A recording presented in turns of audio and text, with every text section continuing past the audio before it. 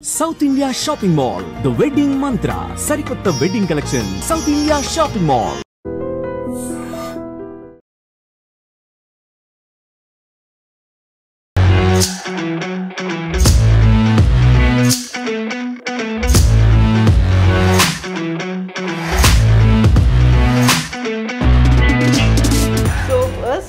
నాటి మీనా కుమారి అనగానే Hitler cinema గుర్తొస్తుంది. ఆ ఫీల్ ఎలా అనిపిస్తుంది? అసలు నిజంగా ఒక విధంగా నాకు అదృష్టం అండి.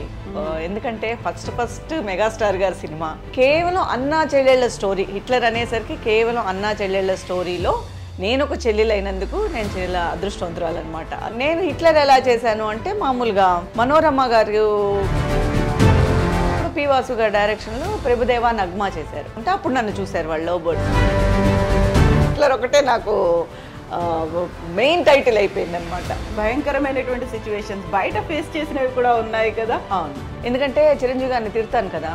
అమ్మా సరస్వతి, నువ్వైనా నా మాట నమ్మమ్మా. రావద్దు, నిన్ను చూస్తుంటే ఏమోని చూస్తున్నట్టుంది. ఓకే, ఒక్క డైలాగే చాలు సినిమా అంతటికి. సో బయట నువ్వు ఒక ఎముల్లా కనిపిస్తున్నావు అన్న డైలాగ్ ని ఎలా రియాక్ట్ అయ్యారు, అసలు ఎలా తీసుకున్నారు? సూళూరుపేటలో ఒక ఫంక్షన్, ఒక విలేజ్ దగ్గర చాలా మంది అడ్డుకొని ఆపేశారు కారు. ఎందుకు ఆపేశారో అర్థం కాలేదు. తీరా చూస్తే ప్రాబ్లం నేనే. నువ్వు ఎలా అంటావు చిరంజీవి నా మాట అని. ఆ తర్వాత వెంకటేష్ గారికి కూడా చెల్లిగా యాక్ట్ చేయడం అనేది. హిట్లర్ తర్వాత గొప్పగా చెప్పుకునే సినిమా జై మనదేరా. ఎప్పుడైనా ఆఫర్స్ రాలేదా హీరోయిన్ గా చేస్తే బాగుంటుంది అనేది? హీరోయిన్ ఆఫర్స్ వచ్చింది అదే, బట్ ఏంటంటే మనకి నేనంత హీరోయిన్గా ఎక్స్పోజ్ చేసేంత ఫిజిక్ కాదేమో నాది అనేది నాకు అనిపించింది. ఇందులో నేను యాక్ట్ చేస్తున్నాను అని చెప్పిన తర్వాత వచ్చేటువంటి ఇబ్బందికర సంఘటనలు అలాంటివి ఏమైనా మీరు ఫేస్ చేశారా? అంటే మెయిన్ ఏంటంటే మా వరకు, మా జనరేషన్ వరకు ఒక పెద్ద లక్ ఏంటంటే పర్సనల్గా నేనేమి అలాంటి సంఘటనలు ఏం ఫేస్ చేయలేదు. విజయకాంత్ గారితో ఫైటింగ్ గా 15 రోజులు షూట్ అన్నప్పుడు 15 రోజులు అలా ఎత్తుకునే ఉన్నారా మిమ్మల్ని? 15 రోజులు లేదు, ఒక 5-6 షార్ట్సే ఎత్తుకోడు. ఓకే, తర్వాత ఏమన్నారు మీరు భుజాన్ని ఎత్తుకున్న తర్వాత విజయకాంత్ గారు? తర్వాత ఆయన ఏమన్నారంటే ఫస్ట్ షార్ట్ అయిపోయింది, ఆయన గాల్లో కిక్ చేసి కొడతారు, అది ఆయన style. Okay okay okay. So Telugu ప్రేక్షకులకి చెల్లిగా పరిచయం అయ్యారు, ఆ తర్వాత మళ్ళీ రీఎంట్రీ తల్లిగా రావడం అనేది.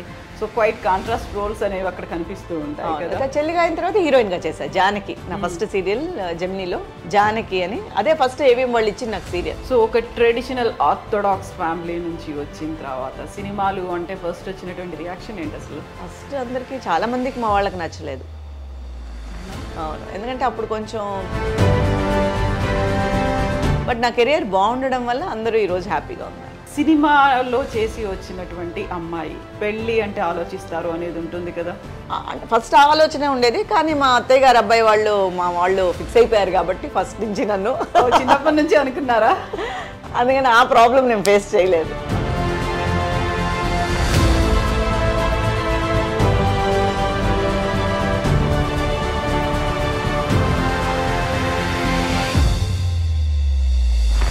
నమస్తే, welcome to I dreams celeb chat with కవిత.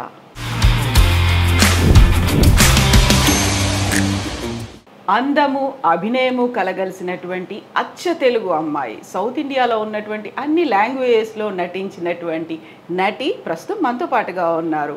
తనే అందరికీ ఇష్టమైనటువంటి చెల్లెలు మీనా కుమారి గారు. మీనా కుమారి గారు నమస్కారం. నమస్తే అండి. ఎలా ఉన్నారు? ఐ డ్రీమ్ ప్రేక్షకులకి ముందుగా నా నమస్కారాలు. థ్యాంక్ యూ సో మచ్ అండి. ఎలా ఉన్నారు మీరు? బాగున్నానండి. సో నటి మీనా కుమారి అనగానే ఒక చెల్లిగానే గుర్తొస్తుంది కదా, ఎలా అనిపిస్తుంది ఆ ఫీల్ అసలు? అంటే నటిగా అన్నప్పుడు చిన్నప్పటి నుంచి మనం చెల్లి, అక్క, వదిన అలా స్టెప్ బై స్టెప్ వచ్చినందుకు, అన్ని పాత్రలు పోషించినందుకు ఒక మంచి ఫీలే ఉంటుంది. ఎందుకంటే జర్నీలో మనకి ఫస్ట్ నుంచి ఉంది కదా, చెల్లి, అక్క, వదిన, అమ్మ, ఇప్పుడు ప్రస్తుతానికి అమ్మ వరకు వచ్చాం. సో జర్నీ బాగుంది అనమాట. అన్ని క్యారెక్టర్స్, అన్ని ఫీలింగ్స్ మనం ప్రదర్శించగలిగాము అనే ఒక తృప్తి ఉంది. సో ఫస్ట్ నాటి మీనా కుమారి అనగానే హిట్లర్ సినిమా గుర్తొస్తుంది. హిట్లర్ సినిమాలో 5 చెల్లెల్లో ఉన్నటువంటి ఆ ప్రేమ, ఆప్యాయతలు, ఒక చాలా దాన్ని కంట్రోల్డ్గా ఉంచాలి అని చూసేటువంటి ఒక అన్న, ఆ ఫీల్ ఎలా అనిపిస్తుంది? అసలు నిజంగా ఒక విధంగా నాకు అదృష్టం అండి. ఎందుకంటే ఫస్ట్ మెగాస్టార్ గారి సినిమా, 5 అది అన్నా చెల్లెళ్ళకి. ఇప్పుడు యూజువల్గా సినిమాల్లో చెల్లెల క్యారెక్టర్ ఉంటుంది, మేబీ అంత ఒక పోర్షన్ వరకే ఉంటుంది, మిగతా అదంతా హీరో హీరోయిన్ వేరే లవ్ స్టోరీ అలా వెళ్తుంది. కానీ కేవలం అన్నా చెల్లెళ్ళ స్టోరీ, హిట్లర్ అనేసరికి కేవలం అన్నా చెల్లెళ్ళ స్టోరీలో నేను ఒక చెల్లెలు అయినందుకు నేను చాలా అదృష్టవంతురాలన్నమాట. అది 5వ చెల్లెలు అంటే చిన్నమ్మాయి అంటే చాలా ప్రేమ ఎక్కువ ఇది ఉంటుంది కదా ఆబ్వియస్గా. సో టోటల్గా సెట్లో కూడా నా మీద కొంచెం ఎక్కువ అభిమానము ఎక్కువ ప్రేమ ఉండేది అందరికీ. అప్పుడు చిన్నపిల్ల కాబట్టి కొంచెం అంటే అందరూ కొంచెం అప్పటికే ఎంట్రీ ఇచ్చేశారు, సినిమాల్లోకి ఎంట్రీ ఇచ్చేశారు. సో వాళ్ళకి కొంచెం ప్రొఫెషనలిజంగా ఉండేవాళ్ళు, మనకు అదంతా ఏం తెలీదు. సో మనం ఫస్ట్ వెళ్ళడం వల్ల ఆ కొంచెం అమాయకత్వం, కొంచెం అందరికీ అదేంటంటే నచ్చేది. ప్రొఫెషనల్గా ఉండేవాళ్ళం కాదు, అంతగా మనకి తెలియదు కాబట్టి అందరితో నవ్వుతూ అందరూ నాతో బాగా మాట్లాడుతూ, చిన్నపిల్లని ఇప్పుడు మన చిన్నపిల్లలు ఎవరైనా షూటింగ్ వస్తే ఎలా చూసుకుంటాం అలా ఉండేది అనమాట. ప్యాంపరింగ్ ఉండేది. అది చాలా అదృష్టం అనే చెప్పాలి కదా. అంత పెద్ద సినిమాలో అంత పెద్ద మెగాస్టార్ పక్కన అలాంటి అదృష్టం అనేది ఎవరికో ఒకళ్ళకి కానీ దొరకదు. ట్రూ. అప్పుడు ఏజ్ ఎంత మీది? అంటే అప్పుడే నాకు +1 అయింది, అంటే ఇంటర్ ఫస్ట్ ఇయర్ అయింది అంతే. సో మరి దాన్ని ఎలా బ్యాలెన్స్ చేసుకున్నారు, అటు చదువుని ఇటు సినిమాని? అంటే చదువుగా అంటే మన సినిమాలోకి వచ్చేసిన తర్వాత ఇంకా చదువు అనేది మనకి సెకండరీ అయిపోతుంది కదా, ఆబ్వియస్లీ ఉండేది ఉన్నట్టు చెప్పాలి మనం. సో మనకి ఒకవేళ అవకాశాలు రాకపోయి ఉంటే మేబీ అటువైపు నేను ఎక్కువ కాన్సన్ట్రేట్ చేసి ఉండేదాన్నేమో. నాకు వెంటనే అవకాశాలు రావడం అంటే నేను ఇదే కావాలి రోలు అని కూర్చోకపోవడమా, ఆ టైం నాకు తెలియలేదు. ఎలా అంటే మనం ఇలాంటిదే చేయాలి అలాంటిదే చేయాలి. ఒకటి ఏంటంటే మన క్యారెక్టర్ చెప్పుకోవాలి సినిమా బయట వస్తే, ఓకేనా. తర్వాత మనకంటూ ఒక లిమిట్స్ ఉన్నాయి, ఆ లిమిట్స్ని దాటి మనం యాక్ట్ చేయలేము. ఈ రెండే అనమాట. అది తప్ప ఏ రోల్ చేయాలి, హీరోయిన్ చేయాలా, అది చేయాలా ఇది చేయాలి అలాంటి ఇది పెట్టుకోలేదు, రూల్స్ పెట్టుకోలేదు. సో నాకు వెంటనే చెల్లెలు దగ్గర హిట్లర్ చేసిన తర్వాత నేను హిట్లర్ కన్నా ముందు రిక్షావాడు చేశాను చిరంజీవి గారితో. ఎందుకంటే అది పక్కనే వెంటనే వచ్చింది. నేను హిట్లర్ ఎలా చేశాను అంటే మామూలుగా మనోరమ గారి కూతురు కింద లవ్ బర్డ్స్ చేశాను, ప్రభుదేవ గారి సిస్టర్ కింద, పి వాసు గారి డైరెక్షన్లో. సో నాకు అది ఇది ముందానే నాకు కన్ఫ్యూజన్. అంటే మేబీ రిక్షావాడు తర్వాతే, అది పక్కన వెంటనే అనమాట. లవ్ బర్డ్స్ చేస్తున్నప్పుడు పి వాసు గారి డైరెక్షన్లో ప్రభుదేవ నగ్మా చేశారు, తమిళ్ మూవీ. అందులో చేశాను. అందులో చేస్తూ మనోరమ గారే ఇక్కడ కూడా అమ్మ అనమాట, చిరంజీవి గారి అమ్మ రిక్షావాళ్ళలో. మనోరమ గారి కోసం మేనేజర్స్ వచ్చారు, మాట్లాడారు, ఏదో మాట్లాడుతుంటే అప్పుడు నన్ను చూశారు వాళ్ళు లవ్ బర్డ్స్లో. సో అక్కడ కూడా చిరంజీవి గారి సిస్టర్ క్యారెక్టర్ కావాలి అని చెప్పేసి వెంటనే నన్ను అడిగారనమాట. బట్ అందులో వర్క్ కొంచెమే, బట్ అది కూడా ఇంపార్టెంట్ రోల్గానే ఉండింది, బాగానే ఉండింది. ఆ తర్వాత హిట్లర్ అనేది అసలు అదంతా మాసిపోయింది అనమాట. మిగతా ఏ చెల్లెళ్ళు చేసినా కూడా అదన్నీ మాసిపోయి హిట్లర్ ఒకటే నాకు మెయిన్ టైటిల్ అయిపోయింది అనమాట. చాలా ప్లస్సే కదా నాకు. So true. అందులో ఎన్ని నాస్టాలజిక్ మూమెంట్స్, మెమరీస్ ఎన్ని ఉన్నాయో.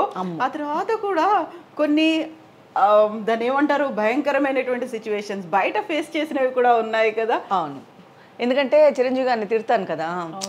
ఓకే, ఒక్క డైలాగే చాలు సినిమా అంతటికి. ఒక్కడే నాకు అదే అనిపిస్తుంది, అసలు పెద్ద మెగాస్టార్ గారి సినిమాలో ఒక చిన్న వర్డ్ కూడా అంత విలువ ఉంటుంది. సో ఒక నా సెంటెన్స్ చిన్నదే, నేను చూస్తే ముళ్ళా ఉన్నావు నాకు అనేది, బట్ ఆ ఫీల్ అనేది ఒక అన్నయ్య కష్టపడి పెంచి అన్నీ చేసిన తర్వాత ఆ ఒక వర్డ్ ఎంత హర్ట్ చేస్తుంది అన్నయ్యని. సో అది జనాల్ని ఎంత హర్ట్ చేసింది. వాళ్ళ రియాక్షన్ చూసాక నాకు అర్థమైంది, అమ్మో ఇంత పవర్ ఉంటుందా డైలాగ్స్కి అని. కాకుండా అది మీ అంతా మీరు కావాలని చేసింది కాదు, ఆ స్క్రిప్ట్ అలాగే ఉంది. దాంట్లో సినిమాలో ఫ్లో, అది నెక్స్ట్ సీన్ ని బిల్డ్ చేసేది, ఆ టెంపో మెయింటైన్ చేసేది అదే డైలాగ్. అందుకని అసలు ఆ డైలాగ్ అంటే ఆ సినిమాకి ఒక ఎక్కువ అంటే ఆయన లాస్ట్ ఆ డైలాగ్ తర్వాత ఆయన అక్కడి నుంచి వెళ్ళిపోతారు కదా. సో ఆ పెయిన్ చాలా క్యారీ ఓవర్ అవుతుంది అనమాట దానికి. చాలా హర్ట్ అవుతుంది. అంటే నేను ఇంత అల్లారు ముద్దుగా పెంచుకున్నటువంటి తనే అలా అనేసిందే, ఏం నోరు తెరవని ఆ అమ్మాయి కూడా ఇలా మారిపోయింది అనేసరికి అసలు సినిమాలో అయితే గూస్ బంప్సే మొత్తం. మేము ఫస్ట్ అందరం కలిసి ప్రివ్యూ చూసాం. చిరంజీవి గారు, అక్క చెల్లెళ్ళు మా వరకే ఒక ప్రివ్యూ వేశారు. అప్పుడు ప్రివ్యూస్ ఉండేవి కదా, మా వరకే ప్రివ్యూ వేశారు. ఫస్ట్ ప్రివ్యూ చూసినప్పుడు అంతా ఎంత ఆనందం అయిపోయిందో. టైటిల్లో మొత్తం స్క్రీన్లో పేరు వచ్చినప్పుడు. సో ఆ సినిమా అంతా మేమేదో ఒక శ్రీదేవి లాగా ఫీల్ అయిపోయాం. సో టోటల్గా పెద్ద హీరోయిన్ లాగా ఫీల్ అనిపించింది అనమాట. చాలా హ్యాపీగా అనిపించింది. సో బయట నువ్వు ఒక ఎమ్ముల్లా కనిపిస్తున్నావు అన్న డైలాగ్ని ఎలా రియాక్ట్ అయ్యారు, అసలు ఎలా తీసుకున్నారు? అసలు ఇప్పుడు 50 days ఫంక్షన్స్ కంతా నేను చెన్నైలో ఉంటున్నాను కాబట్టి ఈ చుట్టుపక్కల వాటన్నిటికీ మమ్మల్ని పిలిచేవారు. సిస్టర్స్ అంతా చెన్నైయే, మమ్మల్ని సూళ్ళూరుపేట, నెల్లూరు ఇవన్నీ 50 days ఫంక్షన్స్ అంతా మేము అటెండ్ అయ్యేవాళ్ళం. హైదరాబాద్ అంటే కొంచెం లాంగ్గా ఉండేది, దానికి కూడా కొన్నిటికి వెళ్ళాము. సూళ్ళూరుపేటలో ఒక ఫంక్షన్, 50 days ఫంక్షన్ సంథింగ్ అండి. సరే రమ్మన్నారు, మేమంతా నేను అప్పుడు అంబాసిడర్ ఉండేది. సరే ఒక అంబాసిడర్లో వెళ్తూ ఉన్నప్పుడు కొంతమంది సూళ్ళూరుపేట ముందు ఒక విలేజ్ దగ్గర చాలా మంది అడ్డుకొని ఆపేశారు కారు ఆపేస్తే ఎందుకు ఆపేశారో అర్థం కాలేదు. బయట అన్న అరుపులు వినిపిస్తున్నాయి. అప్పుడు అద్దాల పైగా ఏంటి అరుసు, ఏదైనా గొడవ అవుతుందేమో, రోడ్లు ఏదైనా ప్రాబ్లం ఏమో, తీరా చూస్తే ప్రాబ్లం నేనే. నువ్వు ఎలా అంటావు చిరంజీవి నా మాట అని. సరే నాకు కూడా అందరూ ఉన్నారు కాబట్టి కొంచెం ఇదిగానే, లేదా మళ్ళీ చూడాలంటే చూసి మళ్ళీ ఎందుకు అన్నావు, ఎలా అంటావు అని. మనకేం తెలుసు, ఇది మనం ఇంత ప్రెషర్ ఉంటుందని మనకెలా తెలుసు అనగానే ఒక విధంగా అది హ్యాపీగానే అనిపించింది. అంటే అంత రియాక్ట్ అయ్యారు, అంత ఇన్వాల్వ్ అయ్యారు ఆ డైలాగ్కి. సో ఈ విధంగా కొంచెం కొంచెం మనము ఫేమస్ అయ్యాము అనిపించింది. సో చిరంజీవి గారి మీద ఉన్న అభిమానం ఎలాంటిదో, వాళ్ళ అభిమానులు ఎంత రియాక్ట్ అవుతారో అప్పుడు అర్థమైంది. ఛాన్సే లేదండి. బయట అసలు మనం అనుకుంటాం కానీ మనం చూసేదంతా ఘోరంతే అనిపిస్తుంది. అంత అభిమానం ఒక్కొక్కళ్ళల్లో ఉందండి. ఈ చిన్న రోల్స్ చేసే మా మీదే ఇంత అభిమానం ఉండేటప్పుడు అంత పెద్ద లెజెండ్ యాక్టర్ మీద వాళ్ళ మీద ఉండే ప్రేమ అసలు అతీతం. వాళ్ళు దేనికైనా రెడీ, ఆ ప్రేమకి వాళ్ళు దేనికైనా ప్రాణాన్ని ఇచ్చేసే దానికి కూడా రెడీ, అలా ఉండేవారు. సో ఈ ఇన్సిడెంట్ చిరంజీవి గారితో షేర్ చేసుకున్నారా మీరు, తెలుసా? అంటే ఆ తర్వాత షేర్ చేసుకునేంత తెలీదు, కానీ గొడవ అయిందని అల్లు అరవింద్ గారికి వాళ్ళందరికీ తెలుసు. ఎందుకంటే అక్కడికి వచ్చారు కదా, ఫంక్షన్కి వచ్చిన అందరికీ తెలుసు. ఇమారని వాళ్ళు నవ్వుకున్నారు. ఇంకేమంటారు, చిన్నపిల్లని ఇలా అనేసరికి నవ్వుకున్నారు అందరూ. అవునా, సరే నువ్వు బాగానే వచ్చావు కదా, నిన్నేం కొట్టలేదు కదా ఎవరు. సో ఆ తర్వాత వెంకటేష్ గారికి కూడా చెల్లిగా యాక్ట్ చేయడం అనేది. అవును, జయం మనదేరా కూడా నా కెరియర్లో హిట్లర్ తర్వాత గొప్పగా చెప్పుకునే సినిమా జయం మనదేరా. జయం మనదే అంతకుముందే సురేష్ ప్రొడక్షన్లో నేను కలిసుందని ఫస్ట్ ఫిల్మ్ చేశాను. కలిసుందరాలో ఒక చిన్న రోల్ అయినా కూడా ఆ రోలే సినిమా మొత్తానికి ఒక ఆయువు పట్లాగా. సో టోటల్ బేస్ స్టోరీయే దాని మీదే ఉంటుంది. సో నేను కలిసుందరా చేశాను. ఆ తర్వాత సురేష్ ప్రొడక్షన్లో రెగ్యులర్గా నేను ఒక 5 సినిమాల వరకు చేశాను. నాకు నేను, నీకు నువ్వు, కలిసుందరా, జయం మనదేరా. సో తర్వాత ఇంకో 2 సినిమాలు ఏదో కూడా చేశాను. సో కంటిన్యూస్గా పిలుస్తూనే ఉన్నారు. జయం మనదేరాలో మాత్రం నాకు మంచి రోల్ వచ్చింది. మంచి అంటే టోటల్గా ఒక ఫ్లాష్ బ్యాక్కే ఒక రీజన్ అనమాట. ఆ సినిమా కీలకమైన పాత్ర అని, అది కూడా నాకు కెరియర్లో మంచి పేరు తెచ్చిపెట్టింది జయం మందేరా కూడా. అది కూడా మర్చిపోలేను. భానుప్రియ గారు, వెంకటేష్ గారు, తర్వాత విలన్స్ అంతా నా గ్రూపే కదా, వాళ్ళందరూ, శివపార్వతి గారు అత్తగారు. సో అందరూ చిన్నప్పుడే మంచి యాక్టర్స్తో, పెద్దవాళ్లతో చేసిన దానివల్ల చాలా మంచి అనుభవము ప్లస్ మెమరీస్. ట్రూ. ఈరోజు వాళ్ళకి చాలా తక్కువ అది యాక్చువల్గా, అంత పెద్దవాళ్ళు. ఎందుకంటే ఇప్పుడు ఇంత పాన్ ఇండియాలో అయిపోయి చిన్న రోల్ కూడా పెద్దవాళ్ళు చేస్తున్నారు. సో మాకు అలా దొరకడం అనేది మా జనరేషన్ వరకు చాలా అదృష్టం అనే చెప్పాలి. అందులో గుర్తుండిపోయేటువంటి పాత్ర అదే ఇప్పుడు అదే చెప్తున్నా కదా, నేను పెద్ద రోల్స్ చేశానని ఏం లేదు. అంత చిన్న రోల్ కూడా కీలకమైన పాత్ర అవ్వడం, ఆ సినిమాకి ఇంపాక్ట్ తేవడం, అది నేను ఎలా యాక్ట్ చేశాను అదే పక్కన పెట్టేసేయండి. బట్ అది ఎలా చేసినా కూడా ఆ పాత్రను చెప్పుకునే తగ్గట్టుగా మాట్లాడుతున్నారు కదా ఈ రోజుటి వరకు. సో అది నాకు చాలా హ్యాపీ అనమాట. అంటే ఒక ఆర్టిస్ట్గా నేను ఒక ఫుల్ఫిల్ అయ్యానమాట. ఓకే, మన కూడా చెప్పుకుంటున్నారు బయట అని ఒక ఆనందం ఉంటుందన్నమాట ఎప్పుడు. సో వెంకటేష్ గారి సినిమా తర్వాత అలాంటి ఇష్యూస్ ఈ బయట నుంచి ఏం రాలేదు కదా? కర్నూలులో అలాంటివి రాలేదు. బట్ కర్నూలులో ఆ ఫైట్ ఉంది కదా, ఎండ్ ఫ్లాష్ బ్యాక్లో ఒక ఫైట్ ఉంటుంది. నేను విలన్ని చంపేయడం, ఆ తర్వాత విలన్స్ నన్ను అన్నని చంపేశారని చెప్పి నేను ఇది చేసి. బట్ విపరీతమైన క్రౌడు, అసలు ఆ ఫైట్ అయితే ఎర్రటి ఎండల్లో చిరంజీవి అదే వెంకటేష్ గారు కానీ భానుప్రియ గారు కానీ నేను ముగ్గురు ఉంటాము. చాలా క్రౌడ్ అయిపోయింది, అసలు చాలా కష్టం అయిపోయింది అప్పుడు అప్పట్లో. సో అంత నెగిటివ్ అనుభవం ఏం లేదు, ఇలా తిట్టడాలు అదంతా లేదు, కానీ దానికి చాలా కష్టపడడం. ఇక్కడి నుంచి మేము బై కార్ వెళ్ళడం, ఆ కారు మధ్యలో చెడిపోవడం, మేము చాలా స్ట్రగుల్ అయి వెళ్ళడం, అలాంటి పర్సనల్గా నేను కష్టపడ్డాను దానికి. సో ఈ చెల్లి క్యారెక్టర్లు ఇవన్నీ చేస్తున్నప్పుడు ఎవరైనా ఆఫర్స్ రాలేదా హీరోయిన్గా చేస్తే బాగుంటుంది అనేది? హీరోయిన్ ఆఫర్స్ వచ్చింది అదే, బట్ ఏంటంటే మనకి పెద్ద పెద్ద సినిమాలు అని చెప్పలేము. మామూలుగా ఇప్పుడు చెల్లెల క్యారెక్టర్గా ఆబ్వియస్గా మనం ఎంట్రీ ఇచ్చేసినప్పుడు హీరోయిన్గా 1-2 వస్తాయి. కానీ ఏంటంటే మనం హీరోయిన్గా చేసేటప్పుడు మనం కొన్ని రూల్స్ అవన్నీ పెట్టుకోలేం. ట్రూ. సో మనం ఫ్రీగా వాళ్ళకేం కావాలో మనం ఇవ్వాలి, వాళ్ళు ఎలా ఎక్స్పెక్ట్ చేస్తున్నారో మనము చెయ్యాలి. కాస్ట్యూమ్స్ విషయంలో కానివ్వండి, తర్వాత మనకంటూ కొంచెం వాళ్ళకి తగ్గట్టుగా మన ఫిజిక్ కూడా ఉండాలి. సో నాకు అది కొంచెం మైనస్ అనే నాకు అనిపించింది. నా వరకు నేనంత హీరోయిన్గా ఎక్స్పోజ్ చేసేంత ఫిజిక్ కాదేమో నాది అనేది నాకు అనిపించింది. ఎట్ ద సేమ్ టైం అలా చేస్తే షార్ట్ పీరియడే ఉంటుంది, హీరోయిన్గా చేస్తే మళ్ళీ హీరోయినే చేయాలి. మనం ఇంకొక రోల్కి మనకు యాక్సెప్ట్ కాదు మన మైండ్. సో మేబీ అది షార్ట్ పీరియడే అయిపోవచ్చు, ఏదో 1 చేయొచ్చు 2 చేయొచ్చు, లాంగ్గా పెద్ద హీరోయిన్ అయిపోతాము అనేది మనం చెప్పలేం. ఇద్దరు మనం టోటల్గా భారతీరాజా గారి ఫిలిమ్స్ మాకన్నా ముందు జనరేషన్ చూడండి, అలాంటి వాళ్ళకి అప్పుడు అది కలిసి వచ్చింది. లాంగ్ లైఫ్ అనేది కూడా ఉంది. అప్పుడు మనిషి ఫిజిక్ అది కాదు, నటన, ఆ క్యారెక్టర్కి వాళ్ళు సూట్ అయ్యారా, కలర్ ఉందా లేదా, అదంతా ఏం లేదు. ఇప్పుడు మనం భారతరాజా గారు కానీ వీళ్ళందరివి చూసామంటే వాళ్ళకి అక్కడ కలరో లేకపోతే ఇంకోటో కాదు, ఆ క్యారెక్టర్కి యాప్ట్గా ఉన్నారా లేదా అనేదే వాళ్ళు ఇంపార్టెంట్గా చూసేవారు. అలాంటి టైం అంటే కూడా అనుకోవచ్చు. కానీ మేమేం వచ్చేసరికి ఆల్మోస్ట్ గ్లామర్ రోల్స్ ఎక్కువైపోయింది. సో గ్లామర్ రోల్స్ ఎక్కువైపోయినప్పుడు సినిమాలో నిలదొక్కుకోవాలంటే ఖండితంగా గ్లామర్ రోల్స్ చెయ్యాలి, లేదా ఆమని గారి లాగా ఓన్లీ మనకి కుటుంబ కథాపాత్రలే రావాలి, అది మనకి తెలీదు. సో మనం మినిమల్గా అయిపోతాం. ఎట్ ద సేమ్ టైం టోటల్గానే ఫస్ట్ ఆఫ్ ఆల్గా నాకు కంఫర్ట్గా ఉండేది కాదు కాస్ట్యూమ్స్. మనకి ఇంట్లో కొంచెం కండిషన్స్ ఉంది, అట్ ద సేమ్ టైం నాకు కంఫర్ట్గా ఉండేది కాదు. నేను ఒక ఫిలిం చేశాను, మలయాళం ఫిలిం, హీరోయిన్గా చేశాను, ఫ్రాక్స్ వేసుకున్నాను, అన్నీ చేశాను. వాళ్ళు మాటికి ఏం చెప్పేవారంటే మిగతా హీరోయిన్స్తో కంపేర్ చేసేవారు. మీరు ఇలా వేసుకుంటేనే మీరు అలా అవ్వగలుగుతారు, మీరు ఇలా రిస్ట్రిక్టెడ్గా ఉంటే మీరు పైకి రాలేరు అని చాలా చెప్పారు. నేను పైకి రావడమో లేకపోతే నేను కోట్లు సంపాదించుకోవడమో ఇది కాదు. నా ఎయిమ్ వచ్చి నాకు ఒక మెమరబుల్గా నా క్యారెక్టర్ గురించి చెప్పుకోవాలి. అట్ ద సేమ్ టైం నేను సూట్ అయితే, నేను హీరోయిన్గా సూట్ అయితే, నా క్యారెక్టర్కి నా బాడీకి సూట్ అయితే నేను చేస్తాను, అంతేగాని అంటే చాలామంది నన్ను బ్రెయిన్ వాష్ చేశారు. ఈవెన్ ప్రొడ్యూసర్తో సహా వాళ్ళు అలా చేశారు, వీళ్ళు ఇలా చేశారు, అందరు హీరోయిన్స్ పేరుని లాగి వీళ్ళు ఇలా చేశారు, వాళ్ళు అలా చేశారు, మీరు ఇలా చేస్తేనే మీరు డెఫినెట్గా మీకు ఫ్యూచర్ బాగుంటుంది, యు ఆర్ క్యాపబుల్, నువ్వు హీరోయిన్ మెటీరియల్, అలా ఇలా చెప్పేసి చాలా చెప్పేవారు. అన్నిటికీ వినేదాన్ని. అప్పుడప్పుడు సరే అప్పుడే కానీ అనుకుంటాను, కానీ మళ్ళీ ఏదైనా కొంచెం తేడా వచ్చినా కూడా కాస్ట్యూమ్లో డిస్కంఫర్ట్గా ఉండేది. ఏంటా ఇది సార్ మనకు వర్కౌట్ అవ్వదులే ఇది. మరి ఆ సినిమా కంప్లీట్ చేసా, అది అయిపోయింది.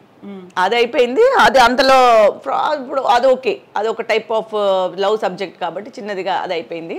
బట్ ఆ తర్వాత వచ్చిన క్యారెక్టర్స్కి వాళ్ళు 2 పీస్ వేస్తారా, స్విమ్ సూట్ వేస్తారా, ఇలా అడిగేవారు.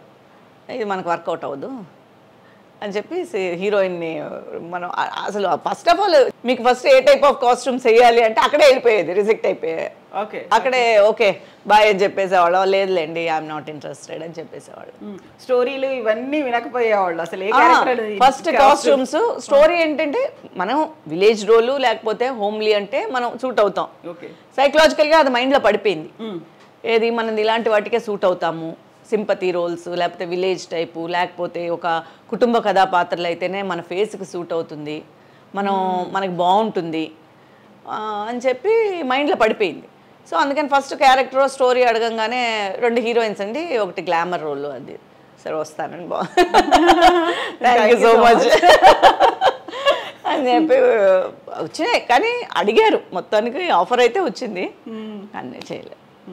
సో ఇప్పుడు కొన్ని రూల్స్ మీరు పెట్టుకున్నారు, కొన్ని కండిషన్స్ వాళ్ళు పెడతారు. ఆ తర్వాత కూడా సరే ఓకే యాక్సెప్ట్ చేస్తాను, ఇందులో నేను యాక్ట్ చేస్తున్నాను అని చెప్పిన తర్వాత వచ్చేటువంటి ఇబ్బందికర సంఘటనలు అలాంటివి ఏమైనా మీరు ఫేస్ చేశారా? అంటే మెయిన్ ఏంటంటే మా వరకు, మా జనరేషన్ వరకు ఒక పెద్ద లక్ ఏంటంటే ఎప్పుడు కూడా అమ్మలు నాన్నలు నాకు తెలిసి ఇప్పుడంటే ఎవ్వరు రావట్లేదు, హీరోయిన్స్తో కానీ ఆర్టిస్టులతో కానీ ఎవ్వరు రావట్లేదు ఇప్పుడు. కానీ మా వరకు వచ్చారు, నేను ఎంట్రీ ఇచ్చినప్పటి వరకు వచ్చారు. సో మా చుట్టూ మనుషులు ఉండేవారు. సో వాళ్ళు అది దాటి అలాంటి సంఘటనలు మా వరకు వచ్చేవి కాదు, నేను ఫేస్ చేయలేదు. పర్సనల్గా నేనేమి అలాంటి సంఘటనలు ఏం ఫేస్ చేయలేదు. సో ఈ ఇండస్ట్రీకి అంటే ఇప్పుడు సీరియల్స్కి రాకముందు సినిమా ఇండస్ట్రీలో ఉన్నప్పుడు అసలు ఎందుకు వచ్చాను, వదిలేసి వెళ్ళిపోతే బాగుండేది కదా, అలాంటి ఇన్సిడెంట్స్ అలా ఎప్పుడు అనిపించేది అంటే పగలు రాత్రి వర్క్ చేస్తాం కదా, నిద్ర లేకుండా నిద్ర ఓ పక్క నిద్ర వచ్చేస్తూ ఉంటుంది, ఓ పక్క రాత్రి షూట్లు జరుగుతూ ఉంటుంది, అబ్బా అనిపిస్తుంది. కానీ అది స్క్రీన్ పైన లేకపోతే బయట వాళ్ళు పొగిడినప్పుడు అదంతా మర్చిపోతాం, తెర మీద చూసుకున్నా అలా మర్చిపోతాము ఎవరైనా పొగిడినప్పుడు. కానీ ఫస్ట్లో అంత నిద్ర లేకపోయినా కూడా ఆ క్యారెక్టర్ వల్ల మనకి ఆ ఇంపాక్ట్ ఉండేది. అది ఇప్పుడు కొంచెం రాత్రి నిద్ర లేకుండా చేయమంటే మాత్రం అబ్బా అనిపిస్తుంది. ఇప్పుడు రూల్స్ పెట్టుకుంటున్నాం, రాత్రి అయితే మేము చేయం, లేదా ఎప్పుడోసారి అయితే ఎమర్జెన్సీ అయితే చేస్తాము, రెగ్యులర్గా నైట్స్ షూట్ అయితే మేము చేయము అనేది ఇప్పుడు బయటపడి చెప్పేస్తున్నాం. ఇప్పుడు ఇంకా కొంచెం సీనియారిటీ వచ్చింది కదా. 30 years almost 25 years. Okay, very first తమిళ్లో చేశారు మీరు? ఫస్ట్ ఎంట్రీ తమిళ్, విజయకాంత్ గారి ఫిలిము, అందులోనూ సిస్టర్ అనమాట. యాక్చువల్గా అప్పుడే అనుకున్నాను చేద్దాము అని, అప్పుడు ఆఫర్ వచ్చే అది ఒక పెద్ద, నేను అదే చాలాసార్లే చెప్పాను కానీ ఎన్నిసార్లు చెప్పినా మర్చిపోలేని విషయం అది. పెద్ద ఫస్ట్ స్టార్ట్ అవ్వడమే ఫైట్తో స్టార్ట్ అయింది నా కెరియర్.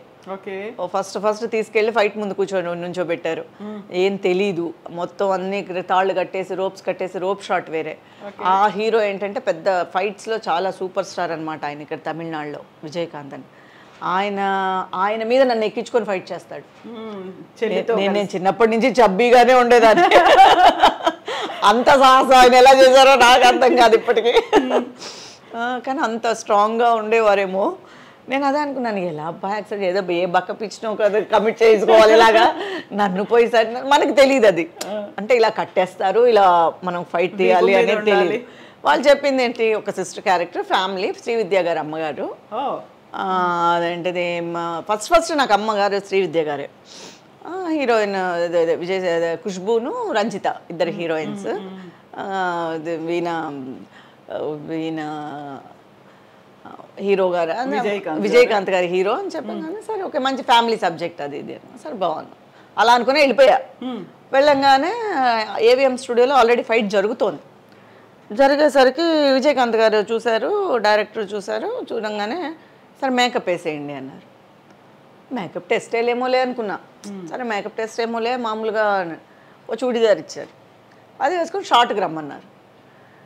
అసలు ఏమీ తెలియలేదు, అర్థం కాలే, ఫైట్ ఉందని తెలియలేదు. కానీ చెప్పడం నేను అన్నా మళ్ళీ ఇప్పుడు ఫైట్ కదా జరుగుతుంది, నాకు ఇంట్లో కదా సీన్స్ ఉండాలి కదా, నేను ఇంట్లో కదా ఉంటాను, ఇప్పుడు ఫైట్గా జరుగుతుంది, ఇప్పుడు నా చూస్తారమ్మా, లేదు మాది చూస్తారు. మళ్ళీ అన్నీ వెళ్ళి గెటప్ అంతా వేసి మొత్తం అన్నీ పెట్టిన తర్వాత జుట్టు కూడా అసలు పాపం లేదు, విగ్గు పెట్టి మామూలుగా జుట్టు ఉండేది నాది, మళ్ళీ ఏదో విగ్గు పెట్టి ఏదేదో చేశారు, మొత్తానికి మొత్తం మేకప్ వేసేసారు నాకు. ఇది మొత్తం ఒక 2-3 hours నా చుట్టూ ఒక 50 మంది ఉన్నారు. ఆర్నమెంట్స్ పెట్టేసి అంటే అప్పుడు ఆర్నమెంట్స్ లేదు, ఫైటే కదా, సింపుల్ డ్రెస్సే అనమాట, సింపుల్ చూడిదార్ వేసాను. తీసుకెళ్ళగానే సరే షార్ట్ చేద్దామా చూద్దామా అన్న. ఫస్ట్ తీయగానే ఒక పేజ్ డైలాగు, తమిళ్ రాదు, ఫస్టే ఒక పేజ్ డైలాగు ఫైటర్స్తో, ఏం అర్థం కాలే. నేను మా కజిన్తో చెప్పా వెళ్ళిపోదాము, నాకు ఎందుకు భయం కావట్లేదు, నాకేందో ఏం అర్థం కావట్లేదు, లాంగ్వేజ్ ఏం అర్థం కావట్లేదు ఫస్ట్ అంటే. లేదు నువ్వు అవసరపడకు, ఈరోజే ఏం తీసేయలే, ఊరికే నీకు టెస్ట్ చేస్తున్నారు అంతే, చూద్దాము వెలిసి అర్జెంట్, నువ్వు టెన్షన్ పడకలే. సరే ఆ రోజు ఇంకా డైలాగ్ తీయకుండా చెప్పించి తర్వాత ఫైట్ తీశారు. ఫైట్ తీసినప్పుడు మళ్ళీ డైరెక్టర్ గారికి కొంచెం తెలుగు తెలుసు, అరవింద్ రాజ్ గారని.